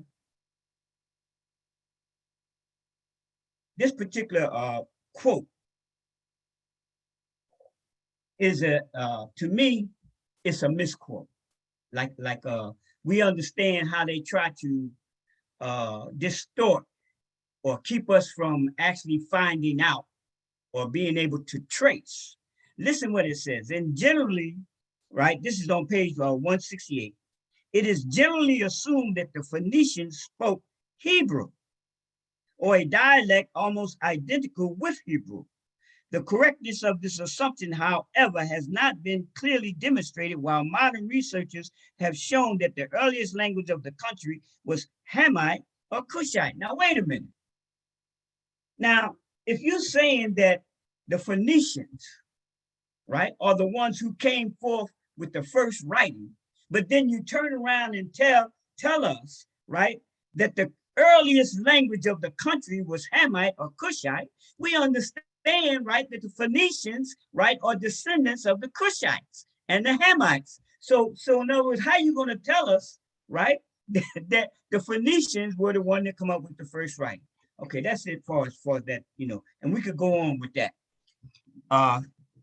In this chart, which is called the Comparative Table of Ancient Alphabets, this chart, praise be to Allah, this gives us a representation, a visual representation of all the alphabets, all of the alphabets dealing with the so-called the Hebrew, you know, the Arabic, the Syriac, the Phoenician, the ancient Hebrew, the ancient Greek. And when you go into this chart, just like Morris Ken said, you can actually, like when you're dealing with the letter Aleph, you can actually see the continuity and the similarities and how the transition or the transformation to what we have today. For example, you know, like I believe it was our National Grand Secretary of State showing forth, and also Brother Bati Bey, I believe it was, right? The letter Aleph. When you go into that chart that you sent out, man, wow. Throughout that chart, you see the letter Aleph, you see the Ra, you see the Del, you see the Ha, you can actually see the Wow. This is so unique, right? And you can actually see, like, for example, and I wish, family, I apologize. I'm definitely going to get better in trying to, I'm working with the guy that's on bringing up my screen, right? But if you can go and Google this, family, right? And it'll pop up. It's called the Comparative Table of Ancient Alphabets. And it'll pop up. And when you look at this chart, it gives you a clear distinction. It shows you the similarities of the letters. And we know that all of these letters, right, have transcended from the middle letter. So basically, that's what I have, God, man. You know, like I say, I can't apologize enough for not being able to share my screen, but know for sure I'm not one to give up, and I'm not one to be defeated, because I know my Father God has given me the skill, right, and the ability to do it. So I'm working on it, Morris Ken. Islam. Praise be to Allah. And brother, you ain't got to worry about giving up or being defeated. Here, you a winner. Islam. Yes, sir. Praise be to Allah. But that's a grand drawing, brother. You gave clarity. We got the visual from what you brought forth. You know, and you most definitely brought it forth with power, clarity, and authority. So we already know you there, and everything that's been set out is only a support to that. Because all we do is we continue to grow together. We got to look at it. All of us, you know, the great God Allah say in the Grand Quran, we unfold in degrees, you know, and so when all of us are coming forth, now that we see that our Moorish kin here have brought forth what they brought forth, just in that particular amount of those who demonstrated, now you got those who can aid and assist you along the way. It ain't just Brother Shaheed now, you know what I mean? Now that we see it, now we got, it's a research sultanate. You know, this is together. This is a team, you see? So this is powerful, Moors. And for those who don't know, we say, well, what's the name of our rule in the East? Sultan. This is talking about going within the self. You see what I'm saying? Ears. Powerful measure, ain't it? Islamism. And for those who don't know, instead of a sultanate looking at as just simply a place of rulership, a lot of people don't know a sultanate was actually an educational apparatus. You know, they taught from sultanates, the Moors did, you know, so that's powerful. You know, we give honors to you, grand man, you know, for that drawing. Islamism, Brother Muhammad Bey, and also Sister Carter Bey, since she over there biting at the bit. Man, you know we got to let the door open for you. Islam. Islam. Diet Carter Bey. First, let me rise and give praises to our great God Allah. I give honors to our Holy Prophet, Noble Drew Ali. I give honors to Act 1. I give honors to all my government officials. I give honors to you, National Assistant Greg Sheet, for this wonderful class, and I tell you, I won't apologize for what I don't know, because for me, I'm doing good to be where I'm at. Y'all just don't know. I'm doing good, and like the God man said, you know, I'm still learning. I got my son. He helping me with this PowerPoint and stuff, and I got a couple of brothers. Brother Edwards Bay, sometime he'll help me out, and so I'm gonna reach out to my Moorish kin to help me with my PowerPoint. But I did look up. I was able to look up. I looked up what you said to first to look up about the Coptic, and it took me to the old Nubian, and then I was looking at the different alphabets and stuff in there, and I could see the resemblance in some of the charts that you sent out. But because I'm not familiar with this PowerPoint and stuff, I can't show you. But that's what I did, but it was a challenge, because trying to compare it, because I could see better if I had it side by side, and I didn't know how to put all that together. So I had to go up and go down and go up, and oh man, it was a challenge. But like the God, they say, I ain't going nowhere, and y'all just be patient with me. It's gonna take me a minute, but I'm just watching how you all presented. That helped me a lot, because I didn't know if I understood right how to do it, but just watching you. So by me being here, even though I might not have everything like everybody else, but I'm still learning. And I can see when you putting your little cursors on the different thing, I can see that. So I'm still learning. And I'm gonna try my alphabet sounds. Islam. Alif, ba, ta, tha, jim, ha, ka, da, do, ra, zang, zing, zang, sa, ya, ta, za, ain, gain, fa, qua, ka, lim, ling, nu, ha, wa, ya, Islam. I hope I got that right. Islam, sister. Hey, you doing good. Just keep going over it over and over again. Okay. And you got it. Okay. You know, and I thank you for bringing forth the old Nubian information in the Coptic, because see, that's another hidden portion in the history. You know, the old Nubian is basically, it is the Coptic, you know, but see, they putting the Greek out front. The Greek got to be before the Coptic. Greek got to be before the old Nubian. But if they tell you in their order, they try to say, well, the Semites came, Hieratic, and then the Coptic came, right? Yeah. So how you gonna then say that the Greek came before the Coptic if you saying that the third measure in your order, the Coptic come on the manifest? That don't make no sense, do it? Unless you're trying to superimpose yourself into some history and you're trying to claim that the Coptic itself is Greek. Same thing with the Phoenician. They want to say that the Phoenician is Greek. They don't want to admit that Phoenician came before that, because they want to try to throw themselves back into a time of antiquity. But see, we see straight through that. And it's an insult to our intelligence when we look at it. You know, because some of our people are actually teaching these things in university, our people now, because the Romans said it. You know, but powerful measure, yeah, that Alif, Ba, Ta, Ta, Jim, Ha, Ka, Do, Zol, Ra, Ze, Sin, Shin, So, Do, Ta, Zo, Ein, Gain, Fa, Quaf, Kaf, Lam, Mim, Nun, E, Wo, Yeah. Y'all know I did that for the young goddess, right? Because she tuned it in, and we already know, look at her over there smiling. She gonna get it from the God man over there with her, you know, and that helped the youngins learn it younger. And when they learn it, and by the time they get up, man, they be speaking that demonstration fluent. Islam. Why you think you got them Arabs out there teaching and they got them young C's 7 years old know the whole Quran? Islam, grand man. Out there with the Moorish Holy Quran. Islam, grand man. Can you hear me, National Sister Grand Sheik?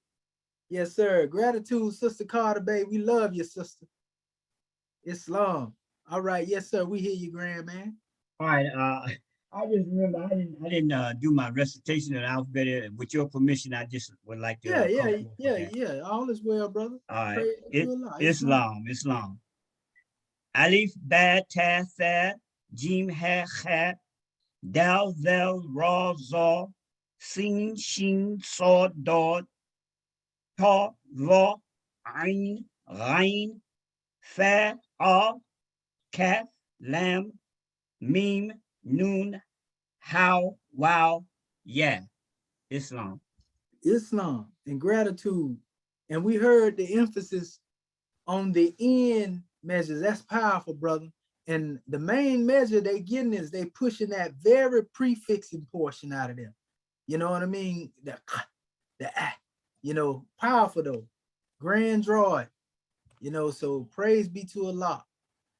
All right, that's what I'm talking about.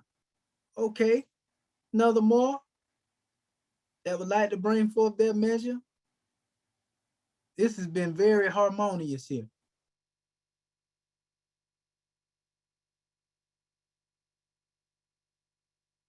Okay. Okay, no more Moors have anything to bring forth. That's all good and well if that's the case. Islam. Okay. All right. Assistant Grand National Chairman of Moorish America. Islam. You know good and well you had a measure to bring forth. Islam. Yeah, it's definitely, giving praise our Father God Allah and honor to our Holy Prophet, Noble Drew Ali. It's been a long way from traversing Moorish America with this weather, so we're gonna make it do what it do. Praise Allah. So let me share my screen here.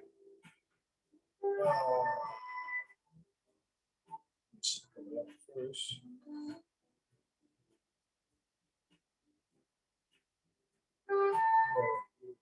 There you go.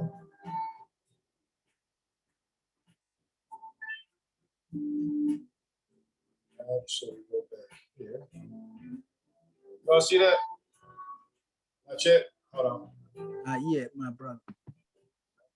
Share. And there we go. Islam. All right. Islam. Well, once again, we definitely learning. So we got to give all honors and all praise to our Father God, Allah, and honor to our Prophet, Noble Drew Ali. Islam, Egyptian origin of the Arabic letter. The Arabic alphabet. Who made you? Allah. Who is Noble Drew Ali? He is Allah's prophet. So, moving forward, I took the first slide we're looking at here is coming out of the Mustafa Gudala, Egyptian alphabetical letters of creation cycle by Mustafa Gudala. Because, when it comes to the abjad, it's been very interesting. Such a blessing to, to go within and to take the symbol of Mu and also bring about the abjad and the symbol of Mu dealing with our ancestors on that, in the Mount St. Pacific, in the West Pacific. So here it says that Egyptian is dead, long live Arabic. And it has been stated and repeated that the ancient Egyptian, this one. I read from this one here. Let me turn. There we go. Let me pull it up. Okay. It says, Egyptian is dead, long live Arabic. It has been stated and repeated that the ancient Egyptian vocalic linguistic system died and was replaced by a brand new language called Arabic. Nothing can be further from the truth. Alan Gardner, in his book, The Egyptian Grammar, page 3, stated, the entire vocalic system of Old Egyptian may indeed be proved to have reached a stage resembling that of Hebrew or modern Arabic. It goes on to say that Egyptians speak Arabic is totally false and illogical. It is the other way around. The Arabs have long ago adopted and continue to speak Egyptian. A much detailed analysis of this and other languages in the world as they relate to the ancient Egyptian archetypal vocalic and alphabetical writing system can be found in the ancient Egyptian universal writing modes of Mustafa Gudala. So this definitely goes back to when we look at some of the charts that I bring forth further into the demonstration. And that's basically, as we've seen, well, all come out of Kemet. All languages came out of Kemet. We trace it, we go back, we talk about Atlantis and North America, North and South of Mexico, and then we got Mu. So it's just a grand demonstration when it talks about, the migration of alphabet. Islam. This here goes on. Let me move this out of the way. It says Western Egyptologists, contrary to all historical evidence, declared that they settled on an arbitrary selection of 24 letters to be the Egyptian alphabet. And when I read this, it goes back to his name is Bowles or something like that, that has somebody else to decipher the hieroglyphs, or he called himself, basically telling our history with a Eurocentric mind, fictitious mindset. And it says, to further conceal the truth, they arbitrarily arranged their 24 letters based on frequency of use in text. They have never applied the same methodology to Greek, Latin, or any other language. Some contrary evidence was mistakenly left among these conspirators. A well-known reference, Atlas of Ancient Egypt, admits Egyptians had an orderly sequence of alphabet letters buried on page 198. On this reference, we read, the Egyptians dissolved their language into a syllabary and had an alphabetical order into which lists were sometimes arranged, which that's what we're demonstrating at the end of our measures. It says, the fact of the matter is that the order of the ancient Egyptian alphabet was the abjad sequence. The Hebrews followed the sequence, and the Arabs only in the 10th century changed the abjad sequence through a childish reshuffling of the abjad sequence. More details can be found in the ancient Egyptian universal writing modes by Mustafa Budala. It should also be noted that in the early history of modern Egyptology, 2 centuries ago, scholars followed the abjad sequence while working on Egyptian, and we go from there. So now, I started to, when I saw the National Grand Secretary of State pull up her PowerPoint, and I was like, wow, okay, and I saw Brother Bati Bear, all the mighty Moors, a grand demonstration. I have to take that call later. Loads. So, yeah, here we go.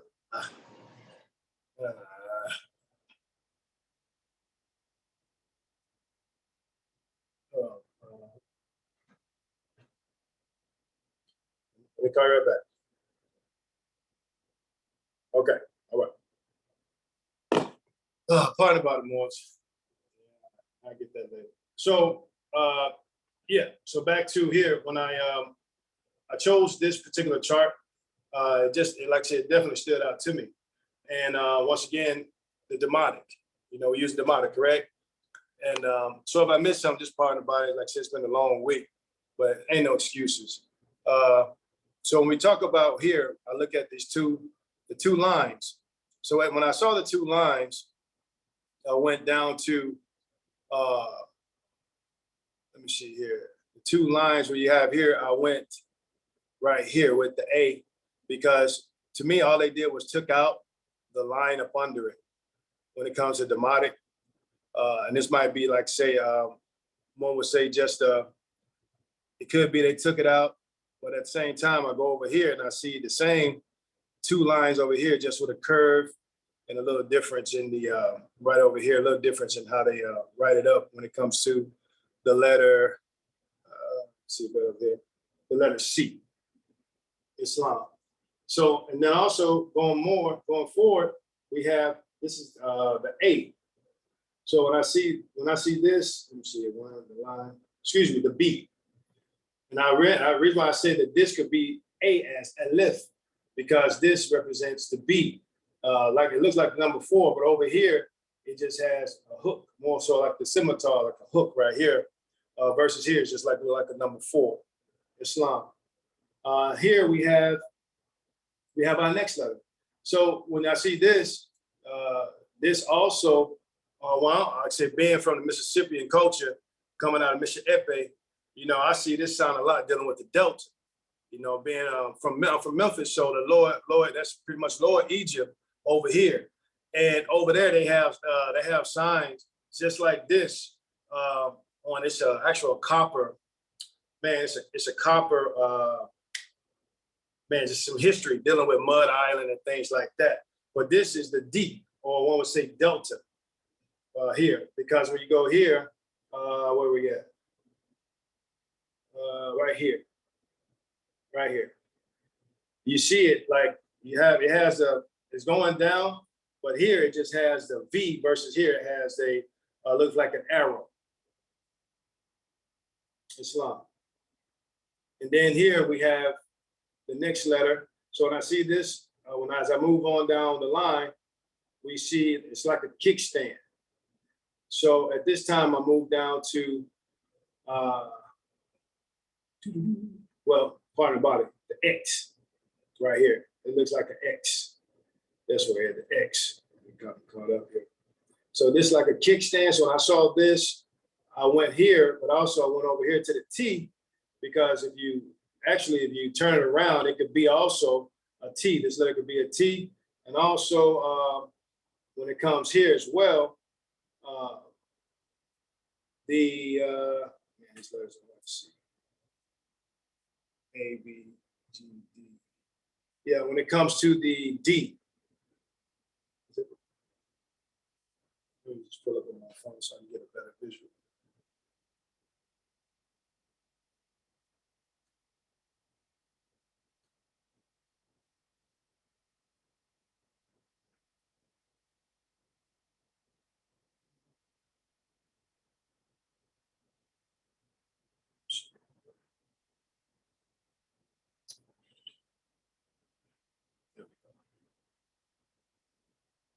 Yeah, there we go. So then as we go on, we have this letter here.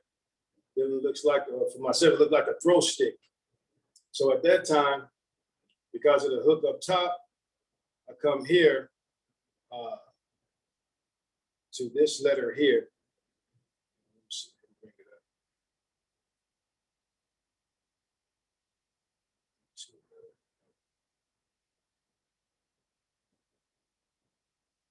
There we go. See there. There. Gratitude. Okay, now that's better. So moving on, like I say, with this letter here's like a kickstand. So when we look at the Nabatian, or we look at the Arabic coming from the slide that we had, that you brought forth, this is what we would say the Zayin, or the Z, Zayin. And then also we have here, if you notice, we have like a V up top, and then we have this letter here. So at that time, as we look at this particular letter here, I go right back to one would say it looks like the G here in the Demotic. It looks like a G in Demotic, but then we have the V up top, which is also right here. So it could be just a slight upside down, or we turn the dividend turn, but it's still, to me, it looks like the letter G. And then we have the last letter here, looks like a 3. However, when we look at on the Demotic, we have over here on this side, and let's see here, CT, and that would be what we say,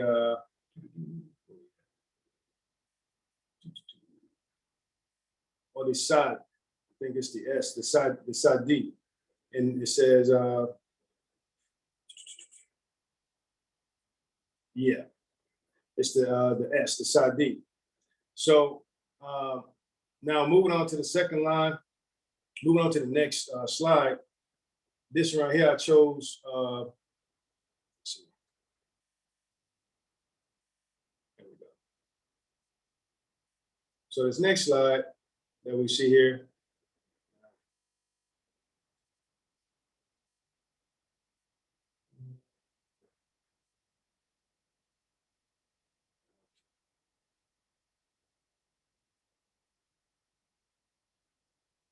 so the next slide, what I did was I came here and we have, as we compare it, I was able to kind of bring it over a little bit. So we look here, then we go over to the, say the Phoenician or the Pro-Canaanite, and we work our way down, we'll see that this is the letter H.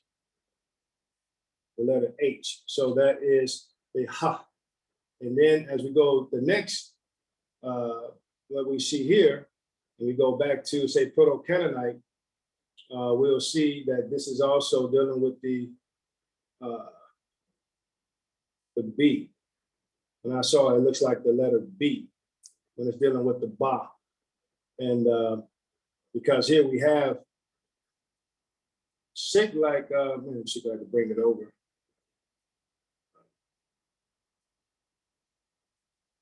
Yes, the Ba. Okay. And then we move over, we have the 3 lines. So when I saw that, when I look at the 3 lines, and then we also go to Proto-Canaanite, and I scroll my way down, I'm looking at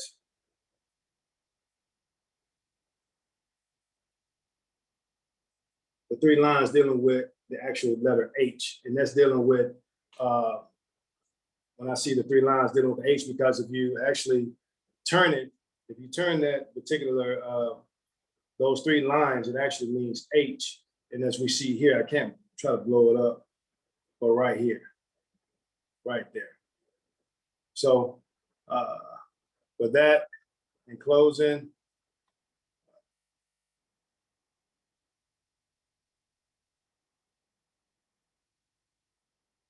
they have a lift, ba, ta, da, jim, ha, ka, del, dol, re, za, sin, sin, shin, sad, da, ta, da, ain, gang, fa, gaf, kaf, lam, mem, nun, ha, wa, ya, Islam. Islam, gratitude, grand man. Yes, sir. I just want to ask a question too, grand man, before you pull your slide down. Just for clarity, the first chart that you was running through, what was your comparison in the alphabet? Which one you were using? Just, you know, for clarity or whatever the case may be. Right here. Yeah, this one right here, when I pulled it up, it was said that it was the Demotic. I actually looked at it offline, and let me see here. Only thing about it is just the letters. Hold up, let me go back.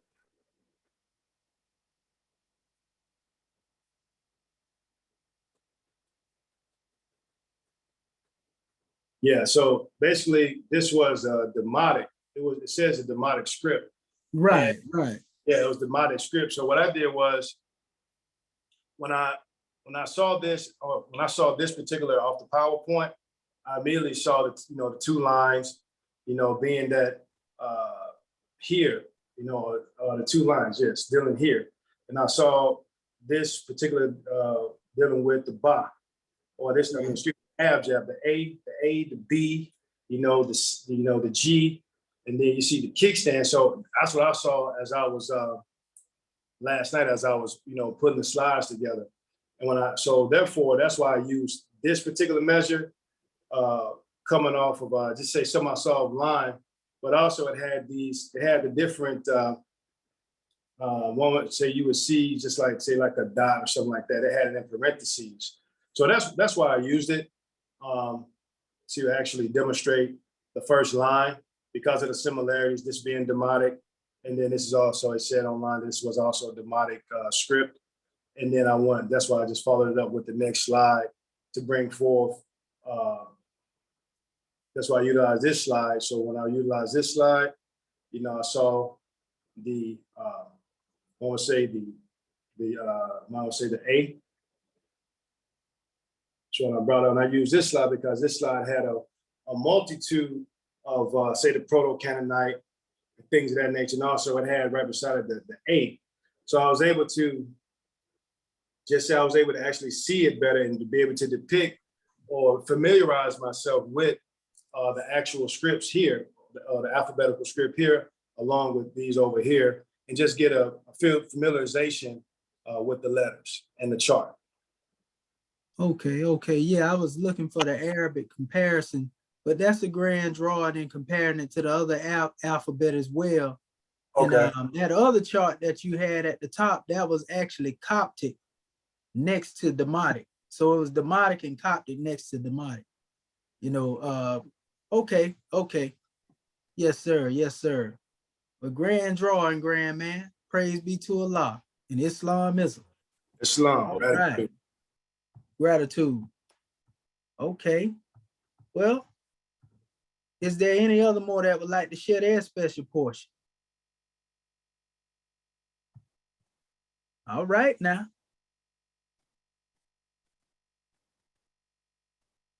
Well, all right. Well, since ain't nothing wrong with that right there, Morris.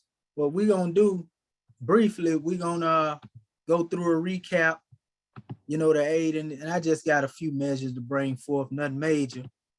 A drawing for our Moorish kin. I'm gonna share my screen. Let me see here. Right here. All right. I just want to put this in here as a bonus measure here so that our Moorish kin will be able to identify with this as well. This is what I was talking about earlier too, Morris, when I was saying that our brother had went to the east over there.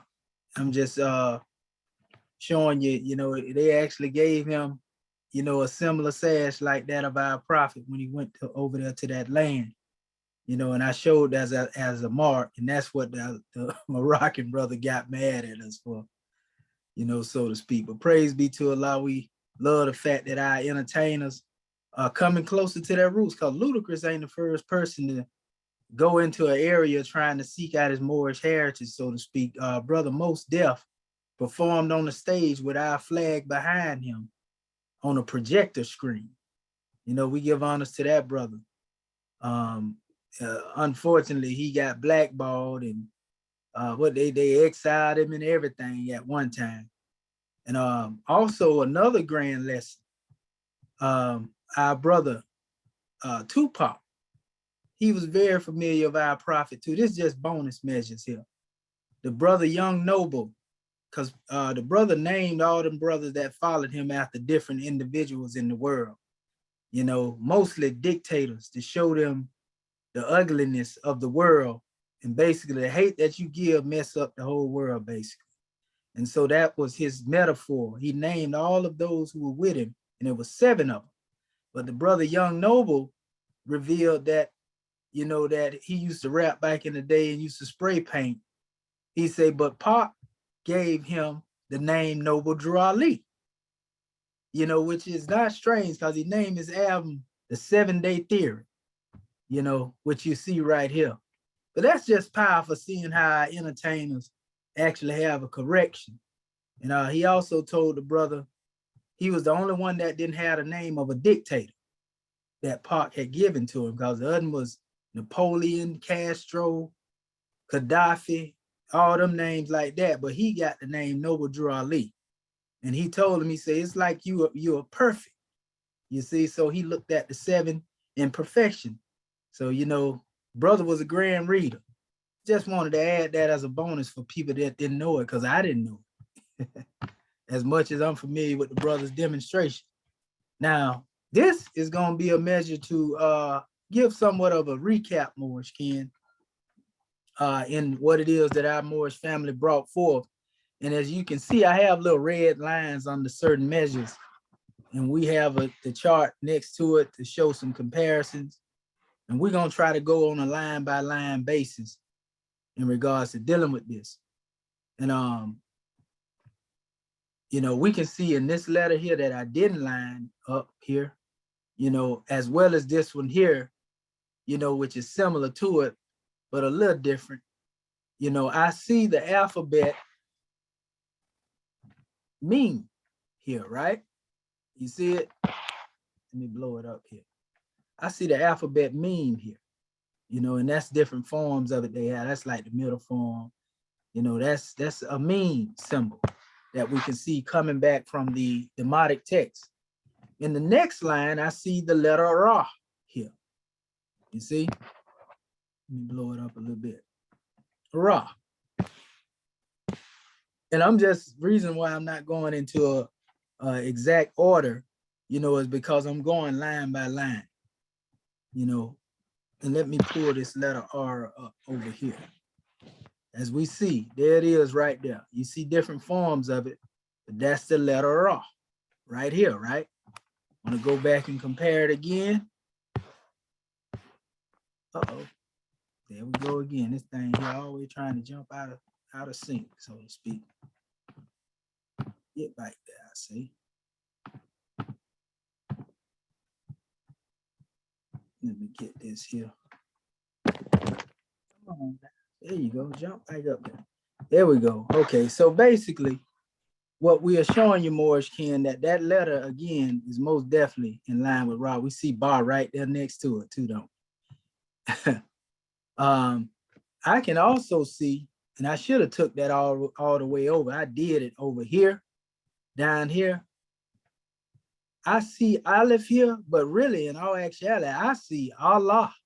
You know, this is a more detailed portion of it, but I actually see the name Allah here, the symbol, you know, that deal with the Aleph and the Lam, and then the Ha going over here with the letter H.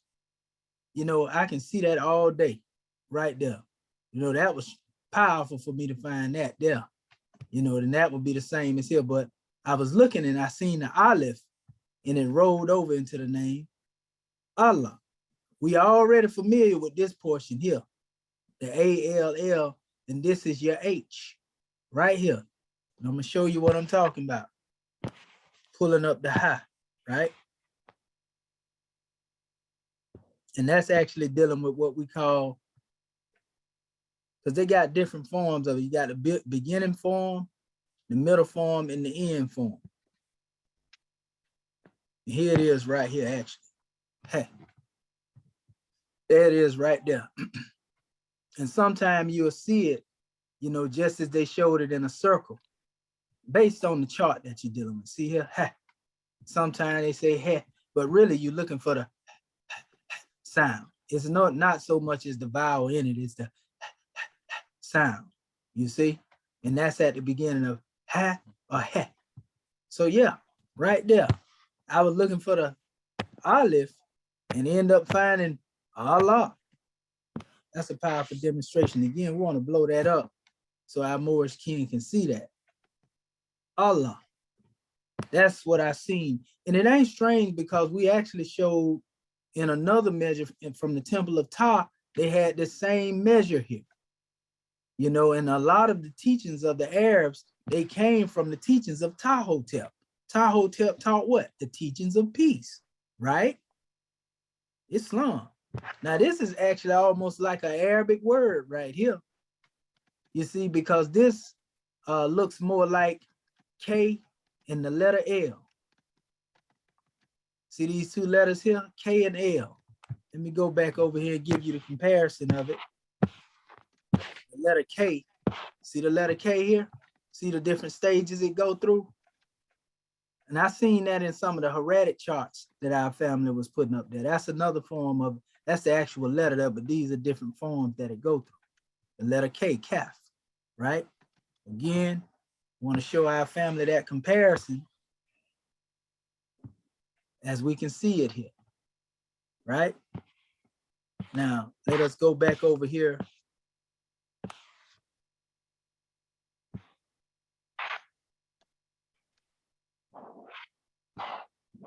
Yeah, we wanted our family to see the L that was attached to the K. You see it here? And that's different forms of it as well. You can see a little, you know, like little legs coming off of it. That's showing this is the middle form of it. You know, that letter L. You see?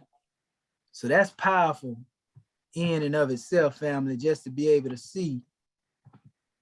Trying to make sure I put this back up and center it. Okay, now let me go here. We also found in this particular measure, okay, yeah, we were also able to find the letter N here. You see? This is a symbol of the letter N here. Let me go back over here to the letter N. which is Nun right here. Trace it over. There you go. You got different forms, beginning, middle, and ending form. This is the letter here, you know, but that's the letter N right here. That's how it would look actually in a word, actually look like an N with a letter A attached to it, so to speak, you know. But then you have next to it, what, you know, I would look at, I see two dots at the top of that right there. I can go into the area of tie, you know, if I wanted to deal with the dots, you know, but I can also deal with the alphabet that deals with Ain. You see, which is right here.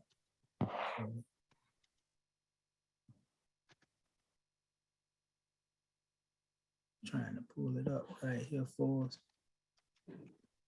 Right here. The Ain letter here. You see? And they have it turned in various different ways. So even if I seen that same letter, let's say right here, you know, I can look at that and see the comparison of it. You know, I mean, these things jump out to me because I'm just familiar with it, because I've been studying for a minute, but, you know, we definitely see like this here, for example, that is Phi without the dot on it, or, you know, it can also be synonymous with, it's similar to Ka, Qaf, I meant to say the Q, depending on which one you're looking at. But I would rather say, you know, with this particular one here, it will be more comparable to the Qaf than the Phi, because there are other measures up here like this one right here that could actually go into the area of, you know, hold up, let me blow that up. That can also go up into the Phi, you know, or it can be seen as a Ka, depending on, you know, which way that they pretty much draw from it. But nevertheless, we can see that they have taken from all of these letters, family, even when you go into these undeveloped forms right here. A lot of these letters right here can be found right there in the same, for example, this letter here, right? This letter right here with what looked like a Khosra next to it. It can be compared to the Yod if you look at it. Or you can see it could probably be compared to the Kaf. We are showing that they took their particular portion of the letter and put their order to it, and it evolved into what you see today in what they like to call modern Arabic. So nevertheless, I mean, we can go all over just dealing with these alphabets alone going through here.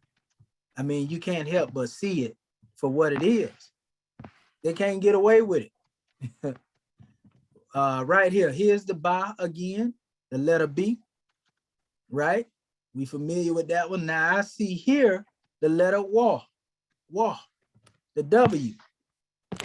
When I come over here, it's the same measure.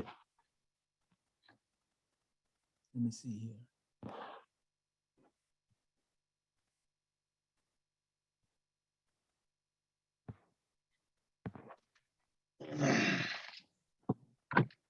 Right here. There it is, Moorish King. You see it? The Wa. And they actually have another detailed version of it right here. You see? And the Wa looks similar to the Kaf. The only difference is the Kaf in the modern time has dots on the top of it, so to speak. You see? So certain letters are actually in the same category, though they may have a dot on the top, a dot on the bottom, and so forth and so on. You see? Just as you look at these letters, like look at the Jim. The Jim is similar to the Ha, but it has a dot that distinguishes it from the Ha. You see, so in all actuality, if you're looking at that shape, you're looking at one shape, but it's based upon where they put a dot at on the language, right? And the same thing is like with the Zay. The Zay looks like it looks like Ra. It looks like the R, the letter R, but it has no dot on it. See here? So, and it's the same thing when you get into the Sod and the Dod. It all has to do with whether it has a dot or not. So you really ain't looking for a whole lot. You know, you ain't really looking for 22 alphabets because some of the symbols cover different letters, but it has to do with whether or not they have a dot on the top or the bottom or whatever the case may be. Here's another measure here, which would be a middle form of the letter M. If you look at the middle form of a letter M in the middle of a sentence, it would look just like this right here. Now, being that they have beginning, middle, and end forms here, if we come over here and we deal with mem, and we go through this special demonstration, they have it in a more small form here. But normally it would have a line stretching out from each side, just like you seen in the picture that I showed you a few minutes ago, you know, with what I identified with what mem would be.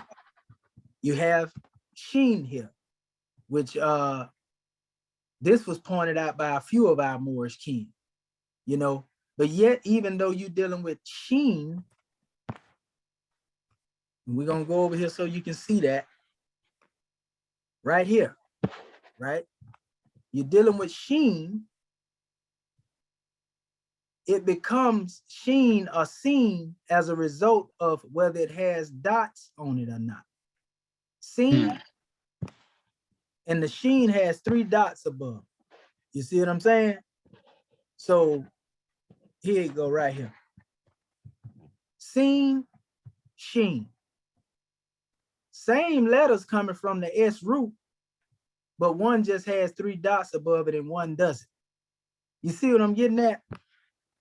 So there it again, there it go right there, the ka, that ka. That's the letter K right there again. I want to show that to our Moorish kin again so they can see that. That's ka, right? You see it right here? I mean, this is like, it's just too plain. You know, also, when you get into the different forms of what they call Khosra, Fatah, Dhamma, I even went into that. That would be more like a Khosra, a different form of a Khosra, you know, but it's also synonymous with a Fatah. You see? So here's another measure here, dealing with the, well, we already actually showed this would actually be Gain. This would be Gain, but turned in a different direction. Let me bring us back to that over here. We have a Gain. And this is in abjad order. Let me see here. I just had it a second ago here.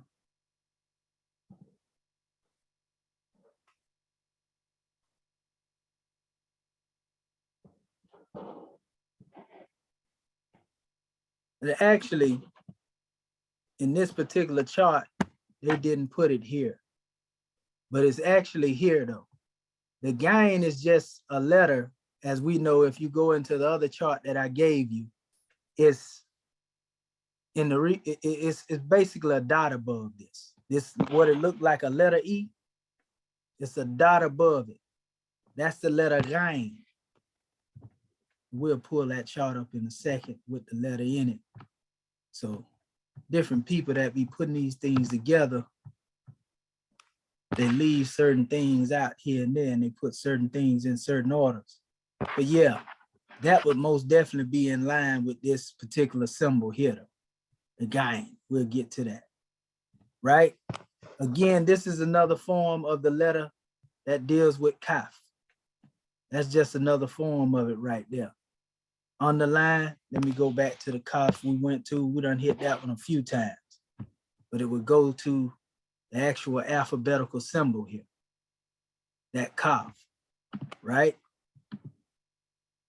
And so pretty much, Moors, when you look at this here, it's plain to see where these Arabs got their language from. That's the whole key.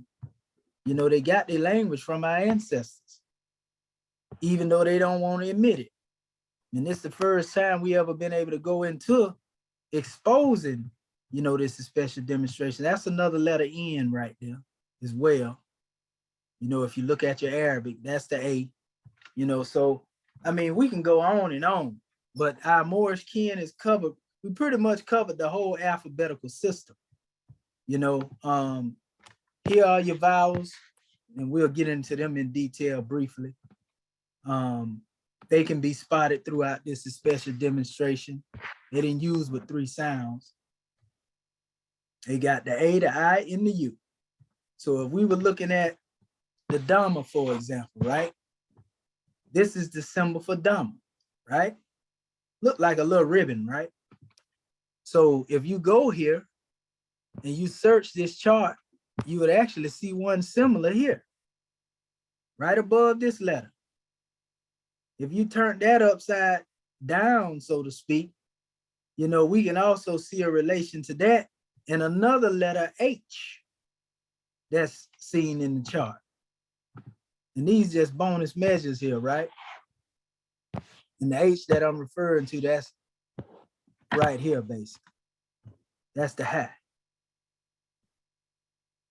So if I were to read this in the way that modern Arabic is read, dealing with that letter that I just pointed out to you, you know, then this would be like who, for example. H and the U, who. You know, that's how I would read that, right? Okay. Also, we spoke, and y'all see these all over the place. Khosra and Fatah, which is, this is the letter A if it's on top. This is the letter I if it's on the bottom. Some people use, you know, Y depending on whoever it is you're dealing with. So it might be like Ain, you know, or it might be like, well, it might be like An or Ain, like Quran, you know, Ain, you see, Mu as in Muhammad, if they use that terminology, because that's on top. You always see the Dhamma, you know, in that special position. So them the only 3 measures, which really ain't a whole lot. But this is where your Khosra and your Fatah would be. They all over the place. We can see them all up through here. You know, you can see one there, and they basically the same thing. You can see it there. So like I said, they handpicked through our language family, took letters out of it, and assigned it to let it be known they did mark it with the abjad. You see what I'm saying? They marked it with the abjad, which they used the J in the place of G, but they marked it with the abjad. In the order that we bring it forth in the tonal form, you know, they put it in that order. You know, I would basically say, you know, for the tonal form of expression, because that's how I learned it in that particular order. But I wasn't taught about the abjad. That's something that came later. And these are various different scripts of evolution, you know, of the language as it growed into, you know, different dialects of, you know, the Arabic, so to speak. You know what I mean? I got a measure here from one of the hadiths they had, and it was narrated by Ibn Abbas. You know, them Arabs love to quote al-Bukhari. This is the Bukhari book, right? But I had marked this years ago, 7 dialects of the Quran. It says, narrated by Ibn Abbas, Allah's messenger said, Jibril read the Quran to me in one way, dialect. And I continue asking him to read it in different ways till he read it in 7 different ways. So Prophet Muhammad said that the angel Jibril read the Quran to him in 7 different dialects, basically. You see, and Mudar is the original language or the original dialect in which the Quran, the Grand Quran, had been revealed. Let me show you a picture of Mudar. We're going to open up the floor to our grand man. This is a powerful demonstration. So when they tell you that's their language, Moors, no. That's our language that they done come through and remix. That's all we showing you. We're not trying to Arabize you. We showing you they got it from Kemetic. You see what I'm saying? That's how we need to go back to correct them. You see? The only use of the particular language in itself is the dialect that the brother taught me, which is Egyptian Arabic. And that just gives you the sound pronunciation that he told me was close to the original Egyptian language. You see what I'm saying? So we utilizing what it is that is noteworthy, so to speak. Let me share the screen briefly so we can open up this floor. So here you have 2 scripts The Himyaritic, we know that this is really South Arabian, or what we call Cushitic, Arabian language. We showed you this. This is the actual alphabetical form, but you've seen it in symbol form, which is most close to Amharic, and all these other languages that you will find in Africa. Ge'ez, the Himyar script and the Ge'ez script is related. And also in the digital form that they have, the roots of this language is also in relation to the Tefnik script, of who they like to call the Berbers, Labiko Berber, which they used in the movie Black Panther. A lot of people didn't even know that. That little script you seen coming up out of it, that was Tefnik script. That was a Moorish script.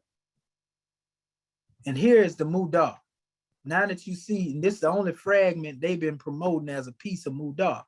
But now that we have shown you the Demotic and the relation, we have basically lifted the veil, whereas they have a little knowledge of the Mudah script, the Arabs. We are showing you that the Mudah script is nothing more than the Demotic script. You see? And this is from this. I told our Moorish kin to look into this as well. This is from a Moorish scholar whom wrote the most history when it comes to dealing with this language and the histories. Our beloved brother Ibn Khaldun, he was a Moabite. He was born in Tunisia, looked just like us, olive kiss. He is the authority in the world of Islam when it comes to the history, because he don't just talk about the history, over here. He talk about all of it. He go over everything. So this book is a grand book to get to, the Muqaddimah. You know what I mean? Because the Arabs, they won't go against that. You use that as a base to start the conversation with them and then take them into these areas. And I just want to read a portion to you from this measure that pretty much puts a seal on the measure here. Listen to what the brother said. He said, students who have close contact with the books of recent scholars that have nothing of the sort, but deal only with grammatical rules and contain no Arab poems or documents of Arab speech. See, he's telling you why the Arabs are behind when it comes to what we're dealing with right now. For this very reason, are rarely conscious of linguistic habit or aware of its importance. One finds that they think they have gotten somewhere in the knowledge of Arabic language. In fact, they are farther from it than anyone else. The Arabic philologists, it says teachers of Arabic in Spain are closer to acquiring and teaching the linguistic habit than the others. Who were the people that was teaching the Arabic in Spain? We know it wasn't the Arabs, it was the Moors. So he's telling you that those who were dealing with the linguistics in the language in Spain, the Moors, are closer to acquiring the teaching of the linguistic habit than others. That means even more than that, than those of the Arabs themselves. They don't even pronounce it right, even though they always trying to correct somebody else on pronunciation.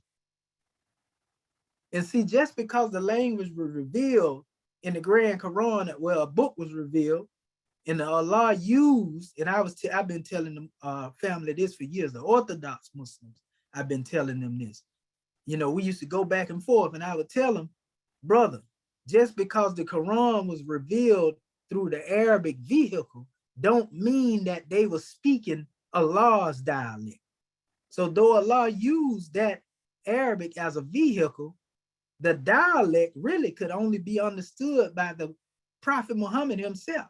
That's who he revealed it to. That's why we say a translation is really an attempt to translate the language. You can't really say emphatically, that you have exactly translated. No, this is an attempt to translate what was revealed to a prophet. And if we can understand it that way, we can see room for improvement. And we don't get caught up on one man's translation and say, oh, that's the end all be all. And now you're going back and forth arguing over translation, which ain't got nothing to do with the actual language. You see, that's the part that the Arabs want to go crazy about if we talk about that. Get to the Quran. You know what I mean? But yeah, but was it revealed in your dialect or divine dialect? Because speaking regular Arabic ain't got nothing to do with Quranic Arabic. See, people don't know that right there. but all is well. So it says they use evidential Arab verses and proverbs in this connection and investigate a good deal of Arabic word combinations in the classroom. Thus, a good deal of linguistic habit comes to the beginners early in their instruction. Their souls are impressed by it and are prepared to obtain and accept it. Other people, such as the inhabitants of the Maghreb, the Africa, and others, treated Arabic philology like any other research discipline. They did not tolerate investigations of the word combinations of the Arabic speech. They merely provided an evidential verse with the ending vowels or decided in favor of one. You see? So there was a science in choosing, linguistical rules, so to speak. You see, one rule against another in accordance with theoretical requirements and not in accordance with the uses and word combinations of the Arabic language.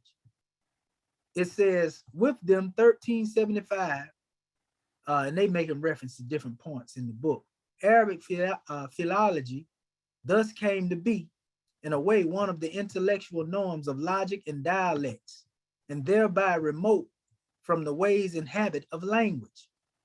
Arabic philologists, it says, in these cities and their adjacent regions, thus became totally estranged from the linguistic habit, and it was as if they had not studied the Arabic language. The only reason was their aversion to investigating the evidential verses and word combinations and to making a discerning study of the methods of the Arabic language, as well as their disregard for the necessity of constant practice of those things by the student. In fact, to investigate these things is the best way to teach the habit of the Arabic language, like we do. We investigating this stuff here. We going into the root. So we teaching you the origin, and we can therefore use our knowledge through proper application to bring it to you as our ancestors had it before it was corrupted later on. It says the grammatical rules are merely means for purposes of instruction. However, scholars employed them as they were not intended to be employed and caused them to become a purely scholarly discipline. Thus, they were deprived of their real fruit. This is what our brother is saying about those that thought they was doing something. I'm surprised the Arabs promote this brother like they do. Our remarks in this chapter show that the habit of the Arabic language can be obtained through expert knowledge of the documents of Arab speech, right? Thereby, the imagination of the student will eventually have a picture of the loom on which the Arabs wove their word combinations so that he can use it himself. Thus, he achieves the position of one who grew up with them and had close personal contact with the ways they express themselves in their speech, and who thus eventually obtains the firm habit of expressing what he wants to express in a manner in which they would have said. The great God Allah determines all affairs. Now, this is the brother that tell you that Arabic came from Muda, which was a language closer to the Egyptians. Brother, our beloved brother Ibn Khaldun. So man, that's just a powerful demonstration, Moors. It's powerful, And go back to this particular PDF we sent out to the Moors recently and look it up. And again, all of this is just showing that everything comes from us. People get upset when we prove this, though. They get upset and get mad at us when we show them that everything comes from the Moors. They think we trying to just come up with some history. This is the way it is. We can't help that. We can't help that we there and we indigenous to the planet. So that being said, peace and love, family, and honors to all of you who brought forth your measures. It's a grand drawing, and we're gonna have a grand measure, in our next coming drawing, because now we finna get into some application. Yes, sir. So praise be to Allah. We want to call forth, if our Grand National Chairman is on the manifest, his portion. Praise be to Allah, as we love using the Book of Fire as our foundation to bring it forth. Islam. Islam more. Chairman's not available right now. Gratitude. Islam, gratitude, praise be to Allah. Islamism, where we know the brother is about our Father's business, and praise be to Allah for being on the manifest to give us the book of fire that we can use it as a guideline, you know, to uplift fallen humanity. Islam. All right. Okay, so before we close out, is there any question that Moors may have, you know, in relation to what we set out? Did we get more clarity from this special drawing? Islam. Islam. Yes, sir. Is there a way that you could go into further explanation about the beginning, middle, and end? Oh, talking about on the Arabic, that's actually gonna be another class, but what I'm gonna show you right now. Okay. on what we got here, just to give some insight. Let me get this open here.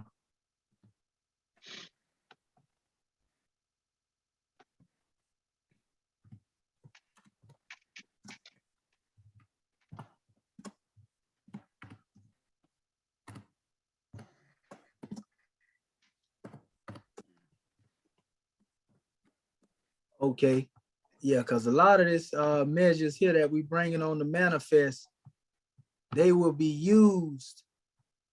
You know, this is really for our own research you know, once we get to this particular point here. But let me open this up here. I want to make sure this is what you can see good. Okay. And I know y'all got y'all chart in front of y'all, so I'm gonna get this to y'all without, you know, the sounds beside them, because I know it. And I'll show you, I'm gonna show you the beginning, middle, and end forms in regards to dealing with this Arabic. Okay, here we go right here. Let me share this screen real quick. Okay. There we go. That's a quick chart I was able to find. See where it states here, isolated, which is the actual alphabet. See, isolated, right? But then you have the initial form, the medial form, and the final form. You see, which they have lines here, because in most cases, this is always an initial letter. This aleph is always mostly leading on, but then it does have a final form, you see? So in other words, this letter will be at the beginning of a word or mostly at the end of a word. If you find it somewhere, you know, like I said, it's always gonna be there. It's gonna go into the Khosra demonstration. That's where the A becomes a vowel. You see what I'm saying? I mean, not the Khosra, but the Khosra and the Fatah demonstration when I was comparing them with the two lines. So nevertheless, it's a beginning form and an end form for this, right? Now, when you get into Ba, this is Aleph, this is Ba, and this is going not in the Abjad sequencing. Again, they're giving it to you in this order, and they're doing it, I would feel, because of the similarities of the symbols, trying to group them. This is why I believe that they actually put them there for the sound and grouping them so you would be able to see the similarities. Because as you can see, the same root symbol that looks like a U is in Ba, Ta, and Tha. If you notice, the only difference between the Ba, Ta, and the Tha is that you have a dot beneath in the letter B, you have 2 dots above in the letter T, and you have 3 dots above in the letter T and H, right? So same structure, but different placement of the dots. And it's only 1, 2, and 3 dots. Ain't no 4, 5, and 6. It's always 1, 2, and 3 dots. They don't go any further than 3 dots, right? So now the beginning, middle, and end form, as you notice, see the initial form? If you were dealing with writing it from the beginning, that's how it would look. It wouldn't be the whole alphabet like that. Okay. You see, then when you come to the bottom of it, right? Same thing with the letter Ta. That's the beginning Ta. Notice it looks just like the Ba, but it has 2 dots. That's what distinguishes the two. Now, without these symbols, you wouldn't be able to identify, you know, the difference between the two, because they're the same symbol, basically, right? So they really took one symbol and applied 3 different rules to it. Because this has the 3 dots on the top here. But this is the beginning form of Tha. tha. Now, when you get into the middle form of ba, remember I was telling you earlier about them two legs coming out from it that it didn't quite show in that other area. See the ba here? And that looked just like some of the ba when you go back to the Demotic. Now that we've seen it, this is probably bringing more clarity to our Moorish kin on their research now. So you have ta here. I showed you the two dots in the chart that I brought forth, you know, dealing with the Demotic. Same symbol, just has the two dots there. This is the middle form, or what they call the medial form, right? And then final form, it deals with, you can see where it actually comes off almost in the whole alphabet, but the reason it doesn't is because it's coming off of a middle form. Like imagine if this was attached to that, and this was a different letter, you see? So example, if you were dealing with the letter, this is Jim right here, for example, right? And you were writing from the middle form of Jim, you would attach this letter to that letter back, because it will flow from here into ba that way. You see what I'm saying?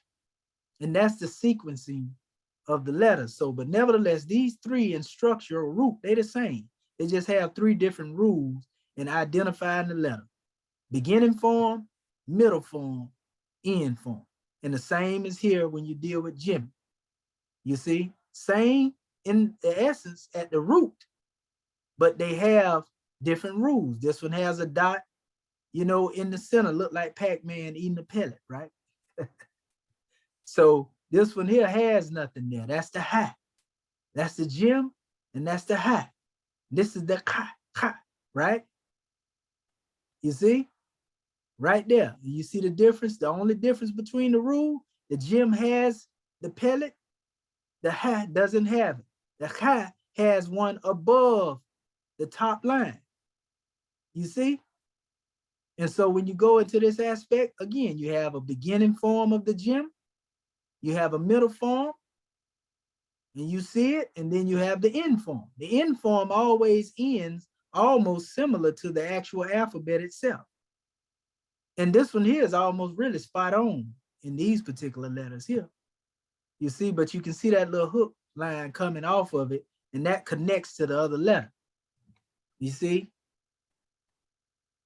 So Jim, ha, ka, dal, dal, dal is similar to the A, mostly used in the beginning and the end form. You see? These are dealing with the roots of mostly words, right?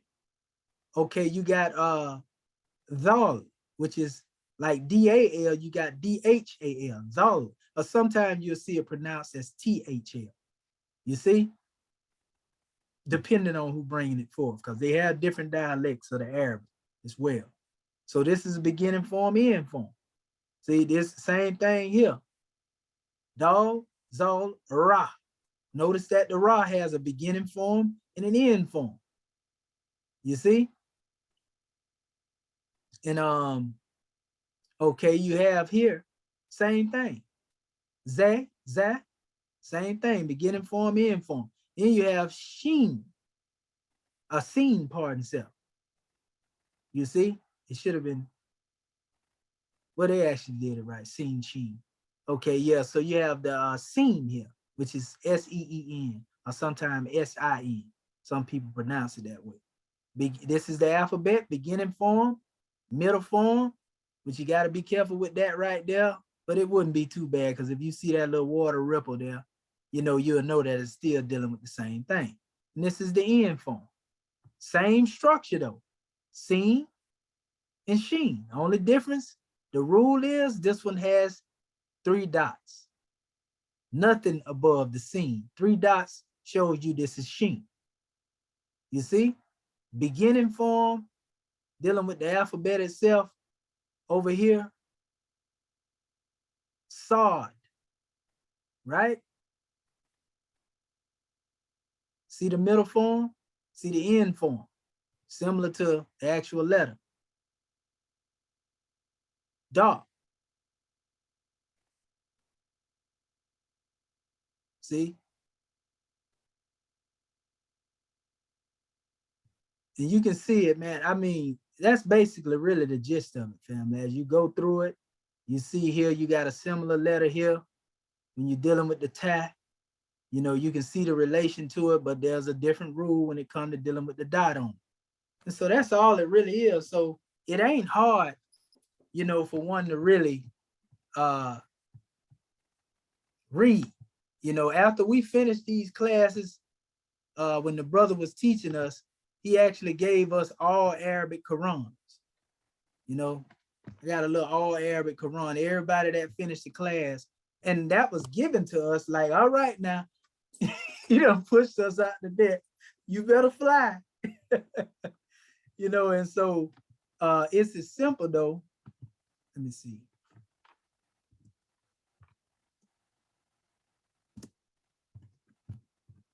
I'm gonna show you. I'm a little rusty. You know, I got to get back into doing my little reading. But for example, if I were to look at, let's see if it blow this thing up. If I were to look at this here, see, this is wa, right? Wa, ta, wa, right? Watawa, kalu, right? Right? And then you go into ailiu, Allahi. You see that Allah sound? Waka, fa, yi, be, right? And then you go into Allah, wa, ki. You see? And then ain. You weren't sharing your And then screen. they translate it as, and that put that trust in Allah as enough is Allah as a disposer of affairs. But you see what I'm saying? I'm just going just bit by bit rather than, you know, trying to read it as you would read it. You know what I mean? Fast. Go ahead, brother. Somebody said, I was saying, I said if you were sharing your screen, we didn't see it. oh, didn't see goodness it. gracious. And I'm just over here reading and showing my family. Thank you, Moore. Okay, here it go again right here. Okay, better yet, we're gonna do it like this right here. Since I already said we're gonna let our Moorish kin have that. What is this here, Moors? If you were to read these two together, and I showed you the Khosra. Now you know this is the letter A always on the top. If it's on the bottom, that's the letter I. So what would these two letters here be? Islam. Islam. It'd be A and R. It's Just Islam. these two here now. Now you ain't got to go all the way over here. Just these two. What is that? I just said it's R right there, right? No, sir. No. Islam. It looks similar, but no, sir, not an R. Go ahead, Islam. Brother Muhammad Bey. Islam. That's the wow. That's right. And then the letter that comes after that is the ta. I wasn't talking about not this letter, the one above it. Oh, that's a wow, and the vowel mark above it is the Fatah. Right, which is what? The vowel is the what? Which one? A-E-I? It's the sound of the I. Okay, so that would be what then? Wah. That's right. That's right.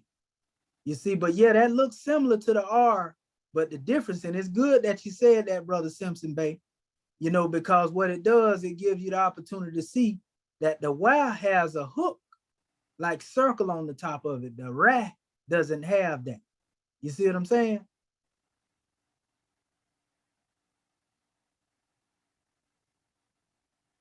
Okay, Islam. All right, well, then you have here, like you said, that's ta right there, right, Brother Muhammad Bey? Because you just showed Y is here, so if that's a T, that's ta, right? And so then you have again, Y again, right? So how would you say this whole word right here, since we know it's going into the word? Islam. Go ahead, brother. Islam.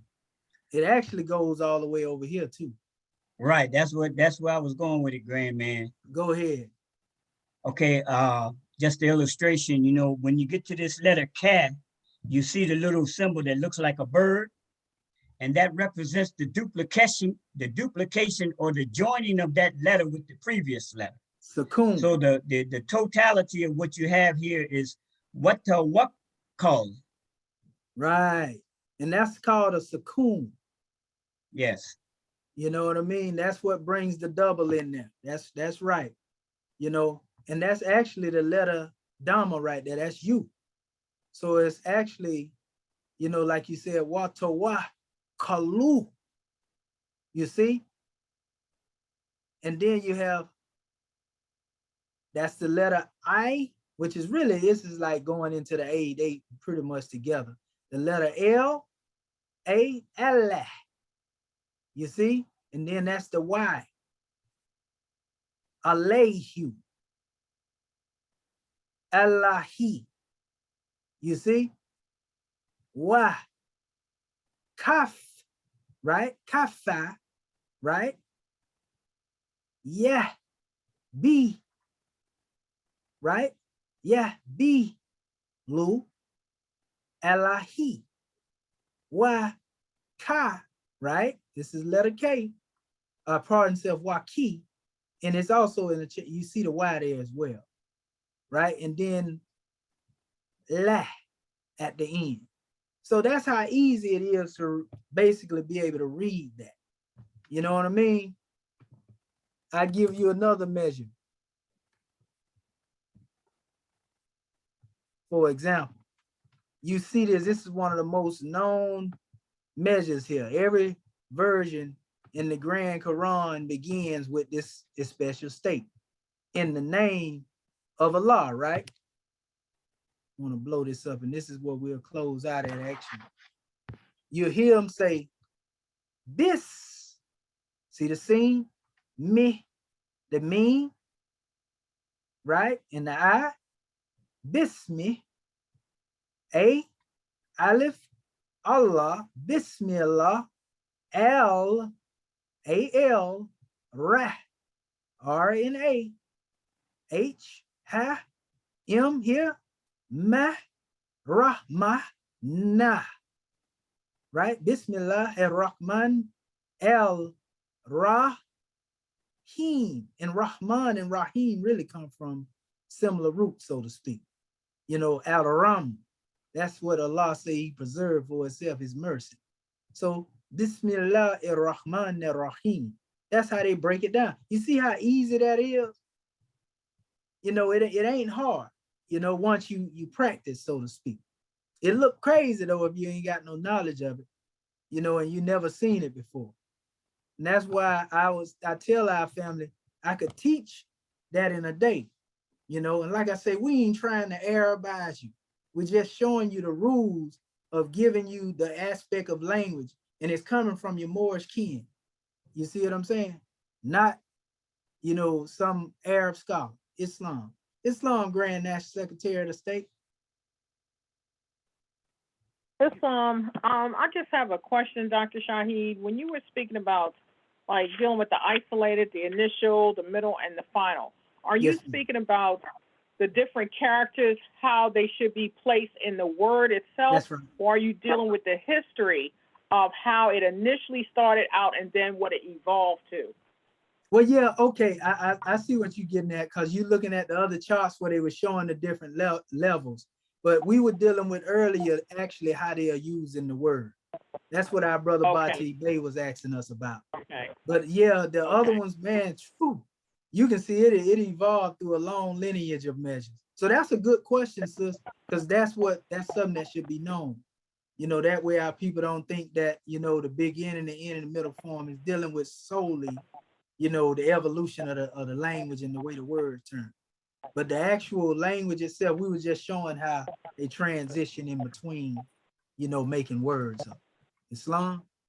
Islam. And I also had one other question, because I can't recall where in one of Mustafa Gondola's books it was speaking about, he was like not using the hieratic or demotic terms because he said that was like European based. So I'm trying to get clarity in reference to, because we're coming from demotic and, you know, the hieratic and the Coptic. So I'm trying to get a the truth, the golden cord between what Gondola is saying and for clarity in my mindset. I had a question on that. I know exactly where you're coming from. Basically, what he's saying, because we know the word heretic and demotic is really what they like to call so-called Greek. You see what I'm saying? And that's what he's referring to, actually what it was referred to. But the language is known as the Ra-in Kemet. You see what I'm saying? Or they use the term Metanetta. When you get into the writings, like we're talking about, simply Ra-in Kemet. Metanetta was also used for alphabetical form in cases, but that's what he was emphasizing. It's the same way he emphasized the difference between the funerary text or using the terms God and goddesses. So he only really pointing out that's what the Europeans normally call it. So we're using these terminologies because that's what our people are familiar with. But we definitely plan to take them into the actual name, of the language. So that's all it is that he referred to. Just like the Egyptian Book of the Dead, the funerary texts. And, this is what they called them in the way they put them together. But that ain't what the ancestor called it, because the English language didn't exist. How could it be called heretic, but the heretic didn't exist? So we're giving you what it is called presently, but we will get into the essence of, exactly what it is, because we got to deal with the people with what they understand in order to take them to the next degree. But I love that question, Grand National Secretary of the State, and we have to be able to answer that, because some people will come like out there in the well, you say the European said this, and, and then you read from it, because I had some do it in discussions going back and forth, but because they were more locked into the European measure, like the brother we was talking about, the Naga situation. He was basically saying, well, you using hieroglyphics. No, I ain't using hieroglyphics. I'm telling you, the words were translated from what they call the Demotic, because Demotic is also referred to as Ankoria script in certain areas. You see Mustafa Gadala refer to that. You know what I mean? But he basically simply referred to it as the Egyptian language. You know what I mean? Which is nothing wrong with that. And that's why I say, well, the proper way of saying that is Ra-im Kemet. If you go into the actual word of saying what the language is, Islam. I love that right there, Grand National Secretary of the State. Powerful, because they're going to have people come. And if Moors hadn't got that question, they out there and they'll look like, well, what is, I don't know. Heretic is heretic, demotic is demotic, and they will be standing on what's right. But the only difference is, well, what was it called before it became called? You see what I'm saying? Islam. Go ahead, Brother Muhammad Bey. Islam, two things, Grand Man, just for clarity. Yes, the first question, Islam, the first question that the National Grand Secretary of State asked, was that actually dealing with the what you was presenting as far as like the beginning, the middle, and the end phase? Is that what how it's written? Is that what the question she was asking? Yeah, she was asking basically, she asked me two things. She was saying, is the beginning, middle, or end form dealing with the word itself, or is it dealing with the evolution of the alphabets? Okay. You see what I'm saying? That's yes, what sir. she was asking. Islam? And yes, can you expound a little bit? I came across this word. I'm a little bit familiar with it. You know what I mean, Grand Man, but and it's in your lessons that you send out, and that's the word mu'abic. That's right. Mu'abic. Yeah. Could you expound on that just a little bit for better clarity? Well, I actually brought that forth, in relation to what I was calling what would be our mother tongue. Islam. And the reason why I called it Moabic, because the root of the name Moabite actually comes from the word Moab, M-U-A-B.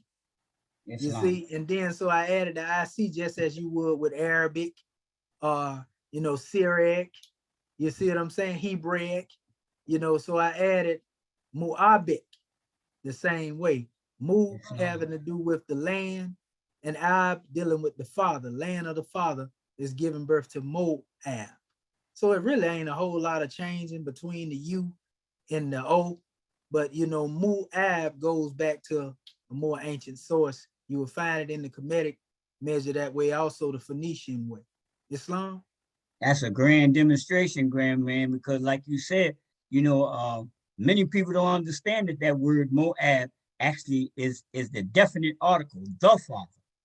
You That's know what I right. mean? For Islam, that's a grand demonstration. Islam, Right. gratitude for that, grand man. Oh yeah, and you know that Mu was attached to many things. I mean, it started with the land Mu, but you know, you see Muhammad, you see Muslim, you see, and we can go into a whole bunch of measures. You know, you're gonna learn too. If you go in the dictionary, the one the Grand Secretary of State got, you will see Altun attached to various words. I'm talking about they used it throughout a lot of words. You see, and you got to get that dictionary. I tell you, that's one of the greatest dictionaries, and it's small, comprehensive, and it got a lot of history. I done seen a lot of Arabic dictionaries now. I got Persian Arabic dictionaries over here that you ain't gonna be able to read unless you know what I mean, how to read like we read now. But that one there has a grand library, and it's basically the dictionary of the Quran. It's not just an Arabic dictionary on Arabic, it's dictionary of the Grand Quran, so it gives the reader the ability to go in there word for word, because that's how you research. Remember I was telling y'all about my brother Qasim. That's how he would research. He would go in one ayat and research that word, and you know it's like 20 different definitions for a word. You see, so you can choose, and that's why I say now you have the knowledge really to translate, you know, a Grand Quran. You see? But you know, that's a whole nother measure, which you know that will come Morrison. Islam. Brother Gael, I see his hand is raised. Islam. Yes, sir. Yeah, I just wanted Islam, to. Brother Muhammad. What's Go the ahead, Brother Gael. yeah? What's the title of that special dictionary that you're talking about? I'm gonna hold it up for you right now. Islam, grand man. Here it go right here. Oh, you got it. Yeah, you got the one with the new cover on it too, right? Yeah, see, Islam. That's me, brother. Yeah, this is a soft back. Now this one was written, this particular dictionary is written by the same people that wrote a Quran, because I got this and a Quran together. And I'm gonna give you the exact author of this particular one. It's from the Nuruddin Foundation though. I got this for a book of stamps, family, when I was in the Dismal Crips. And as old as it is, it's still on the manifest. So this one came from the Noor Foundation International too. You can go online and find it too, brother, if you look it up, because they presented this, you know, as a unit. Now Nuruddin was, and this one, the head of it was Abdul Manan Omar. You see? And this is a powerful book. It's comprehensive. I'm telling you, it's very comprehensive. And you'll find all of it, everything we talk about here in the words, the roots, and all of it. You know, we're gonna actually get into this when we start building up our lexicon, so to speak. You know, because we're gonna deal with this, what a lot of people like to call so-called Hebrew, and we're gonna show you words that go back to Kemetic. We're gonna deal with it from a pyramidal standpoint.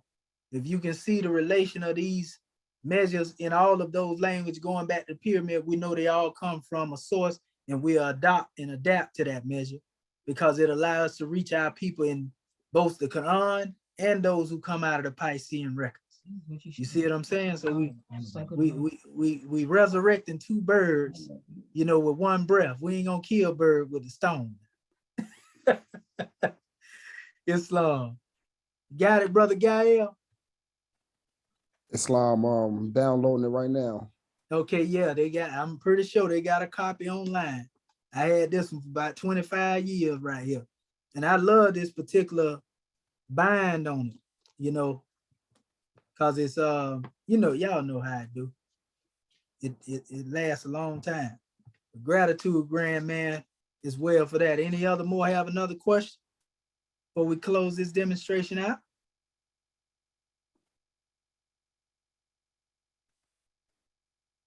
Okay, well, we know our family, they full then.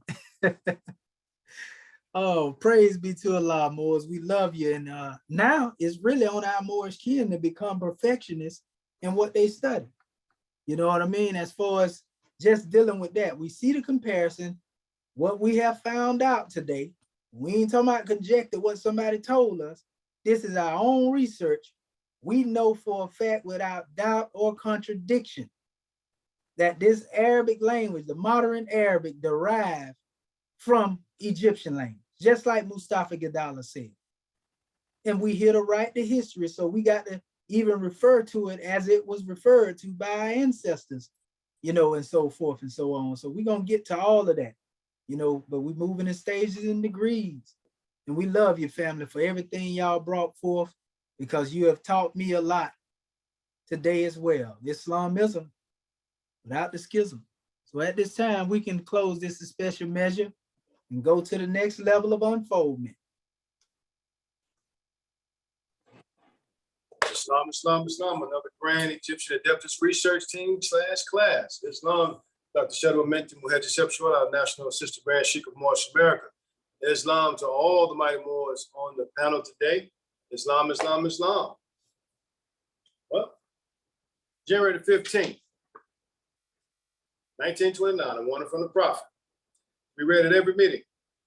I hereby inform all citizens that they must end all radical agitating speeches while at work, in their homes, or on the streets. We offer peace and not destruction. Stop flashing your cards at Europeans. It causes confusion. Remember, your card is for your salvation. Failure to obey these orders will be of severe consequence.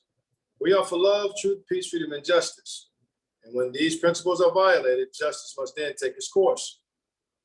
Any citizen or group of citizens who hold malicious feelings toward the government or the Prophet or violate the divine covenant of the Moorish movement will receive their reward from Allah for their unjust deeds. All true Moors will and must obey the law as laid down to them by their Prophet. If they lose confidence in their Prophet, they should turn in their card and button, cease wearing their turban and fez, and return to the state where I, the Prophet, found you. This is a holy and divine movement founded by the Prophet, Noble Drew Ali. And if the Prophet is not right, the government is not right. The Prophet, therefore, is sending out the divine plea to all Moorish Americans that they do their part in protecting their Prophet and the government.